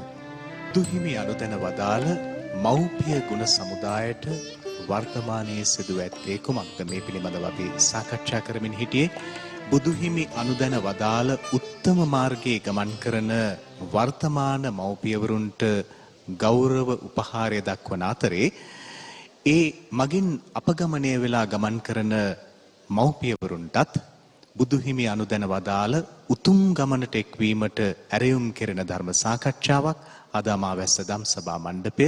තවත් ඊටම කෙටි කාලයයි ඉතිරි වෙලා තියෙන්නේ. අපි ඊටම ගෞරවයෙන් අත්තනායක එම්.හේරත් මහතාටත් නාගොඩ සද්දාලෝක ස්වාමින්ද්‍රයන් වහන්සේටත් අදහස් දැක්වීමට ආරාධනා කරනවා. චුල්ලහංස කියලා ජාතකය. මේ චුල්ලහංස ජාතකයේ කියවෙන්නේ අම්මෙකුයි තාත්තයි දූල 3 දෙනෙකුයි ඉන්නවා ගෙදර. තාත්තා වේලාසනින් මිය යනවා. දූල 3 දෙනයි බිරිඳයි ගෙදර තනි වෙනවා. මැරිච්ච තාත්තා හංසයෙක් වෙනවා, හංස දේනුවක්. තාත්තගේ ප්‍රේමය කොච්චර බරපතලද කිව්වොත් තාත්තා මේ ගෙදරට ඇවිල්ලා දවසකට බිත්තරය බැගින් දෙනවා. මේ බිත්තර රත්තරම් බිත්තර ඒව විකුණලා මේ අම්මයි දරුවෝ 3 දෙනයි රැකෙනවා. හැබැයි ටික දවසක් යනකොට අම්මට මිනිහා ගැන පොඩි සැකයක් එනවා. එයා කියනවා දූල 3 දෙනාට පුතේ උඹලා තාත්තා මට ස්ථීර නෑ, ෂුවර් නෑ. ඉන්න කාලෙත් ඔහොමයි. ලබන සතියේ වෙන ගෙදරකට රිංගුවොත් එහෙනම් අපි ඕකව මරමු. මරලා බිත්තර ටික එකපාරට ගමු. දූල බෑම කියනවා. ඒත් අම්මගේ පැරැත්තට තාත්තාව මරනවා. එක බිත්තරයක්වත් බඩ තුල නැහැ. මේ පිය සෙනෙහස ගැන මව් සෙනෙහස කොච්චර බරපතලද? පිය සෙනෙහස ඇතැම් විට ඊටත් වඩා බරපතලයි. ජන කවියකින් මං නවතින්නම්. ඉරටත් උඩින් ඉර මුදුනින් අපේ අම්මා, සඳටත් උඩින් සඳ මුදුනෙත් අපේ අම්මා, මලටත් උඩින් මල මුදුනෙත් අපේ අම්මා, මටත් උඩින් මට මුදුනෙත් අපේ අම්මා. එහෙමයි ඉස්සර මිනිස්සු අම්මාව අගය කළේ. ජාතක පොත තාත්තා රත්තරම් බිත්තර රැකගෙන බිරිඳත් දූල 3 දෙනත් රැක්කා. අනිත් පැත්තෙන් අරජන කවියේ කිව්වා මටත් උඩින් මට මුදුනෙත් අපේ අම්මා. ඒ සංස්කෘතිය විනාශ කරගන්නේ නැතුව රැක ගැනීම තමයි අපි කාගෙත් යුතුයකම. වටින උතුම් සංකතනයක නිමාව මව්පියන්ගේ ගුණ සම්පත්තිය පිළිබඳවයි නායක මාහිමියන් වහන්සේත් අපේ හේරත් මැතිතුමත් අපි හැමෝම මේ සංකතනයේ යෙදුනේ. ඒ නිසා අපි කල්පනා කරන්නට ඕනි මව්පියන්ගේ ගුණය මේ ලෝකයේ කිසිදු කෙනෙකුගෙන් අපට ගන්නට පුළුවන් කමක් නැහැ. සමවිදගෙන මස දක්වා, මස විදගෙන සිවිය දක්වා, සිවි විදගෙන ඇට ඇට මිදුළු දක්වා දරු ස්නේහය, දාරක ස්නේහය පවතිනවා. ඉතින් මේ උතුම් ගුණය මව්පියන්ගේ ජීවිතේ කැවිලා තියෙන නිසායි දරුවන්ගේ ලෝකයේ වීරයන් බවට පත් උනේ. අන්න ඒ නිසා අපිට මොන විදිහේ සැප පහසුකම් ලබා නොදුන්නත්, එහෙම දෙන්න බැරි වුණත් අපේ අතපය නොබිඳ අපිව සකස් කළා මේ ලෝකෙට සංවිධානය කළා බිහි කරමු යුතුයකමම ගැන පමණක් හරි හිතලා මව්පියන්ගේ අඩුපාඩු තියෙන්නට පුළුවන්. ප්‍රතජන ස්වභාවය නිසා, නොදැනුවත්කම නිසා, අසත්පුරුෂ ආශ්‍රය, මාධ්‍ය ආදී ඔය Facebook කියලා සඳහන් කරපු ඉතින් මුලාවටපත් වෙලා නොඑක් පුංචි අඩුපාඩුකම් තිබුණත් ඒවා දරුවන්ගේ ලෝකයට ඇතුල් කරගන්න නැතුව මව්පියන් දෙන්න මේ ලෝකයේ අපිට නැගී හිටින්නට ජීවය ලබා දුන් මව්පියන් දෙන්නගේ ගුණය සලකමින් අපට මව්පියන්ගේ ජීවිත ආරක්ෂා කරගෙන දූදරු මව්පිය සම්බන්ධයේ කීරෝධකයේ භූතෝව දියයි කිරී වගේ සම්මිශ්‍රණය වන හැටියට ලස්සනට ගත කරන්නට හැම දරුවෙකුටම හැම මවෙකුට පියෙකුටම වාසනාව ලැබේවා කියන අදහස් සිතේ දරා ගනිමු. අද මේ සියත රූපවාහිනිය ඔස්සේ අමාවැස්සෙන් මව්පිය ගුණින් සුවඳින් ඔබේ ජීවිත සුවඳවත් වේවා කියලා අපි ප්‍රාර්ථනා කරනවා. අමාවැස්ස දම් සභා මණ්ඩපයේ දහම් රසය විඳි ඔබ දරුවන්ට ආදර්ශවත් මවක් පියෙක් වෙන්න. ඒ වගේම ආදරණීය දරුවනේ වියපත් වුණු වැඩිහිටි අම්මා තාත්තා එක්ක පුංචි හරි නෝක්කාඩුවක් මේ වෙනතෙක් තිබුණා නම් කොන්දේසි විරහිතව ඔවුන්ට ආදරය සෙනෙහස ලබා දෙන්න. බුදු හිමි වැඩ සිටින්නේ එතනයි. අපි තම ගෞරවාදරයෙන් নমස්කාර පූර්වකව ස්තුතිවන්ත වෙනවා.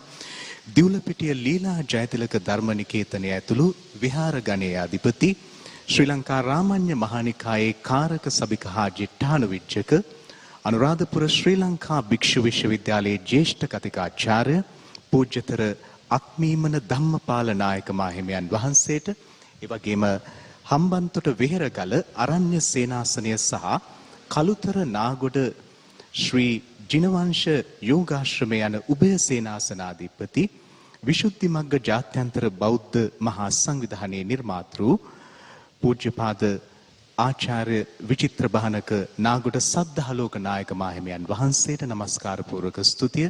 ජ්‍යෙෂ්ඨ කතිකාචාර්ය අත්තනායක හේරත් මහතා ඊ타මත්ම ගෞරවාදරෙන් ස්තුතිපූර්වකව සිහි කරමින් අමාවැස්ස දම් සභා මණ්ඩපය સમાપ્ત කරනවා.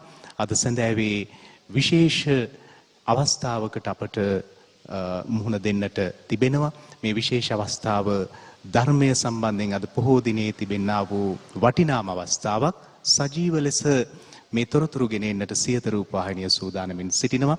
වස් ආරාධනා පින්කම අපි ඊ타මත්ම ශ්‍රද්ධාවෙන් අපේක්ෂා කරන මේ උතුම් පින්කම අභිනවාරාම විහාරස්ථානයේදී පැවැත්වෙන ආකාරය සජීව ලෙස ගෙනීමේ බලාපොරොත්තු ඇතිව ඔබට තෙරුවන් සරණ පතමින් අපි සමුගන්නවා.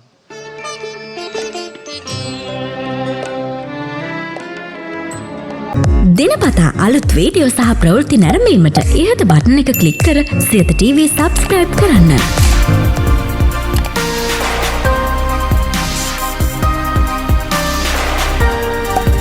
අලුත් වීඩියෝ ගැන මුලින්ම දැනගන්න මෙම සීනුව ක්ලික් කරන්න.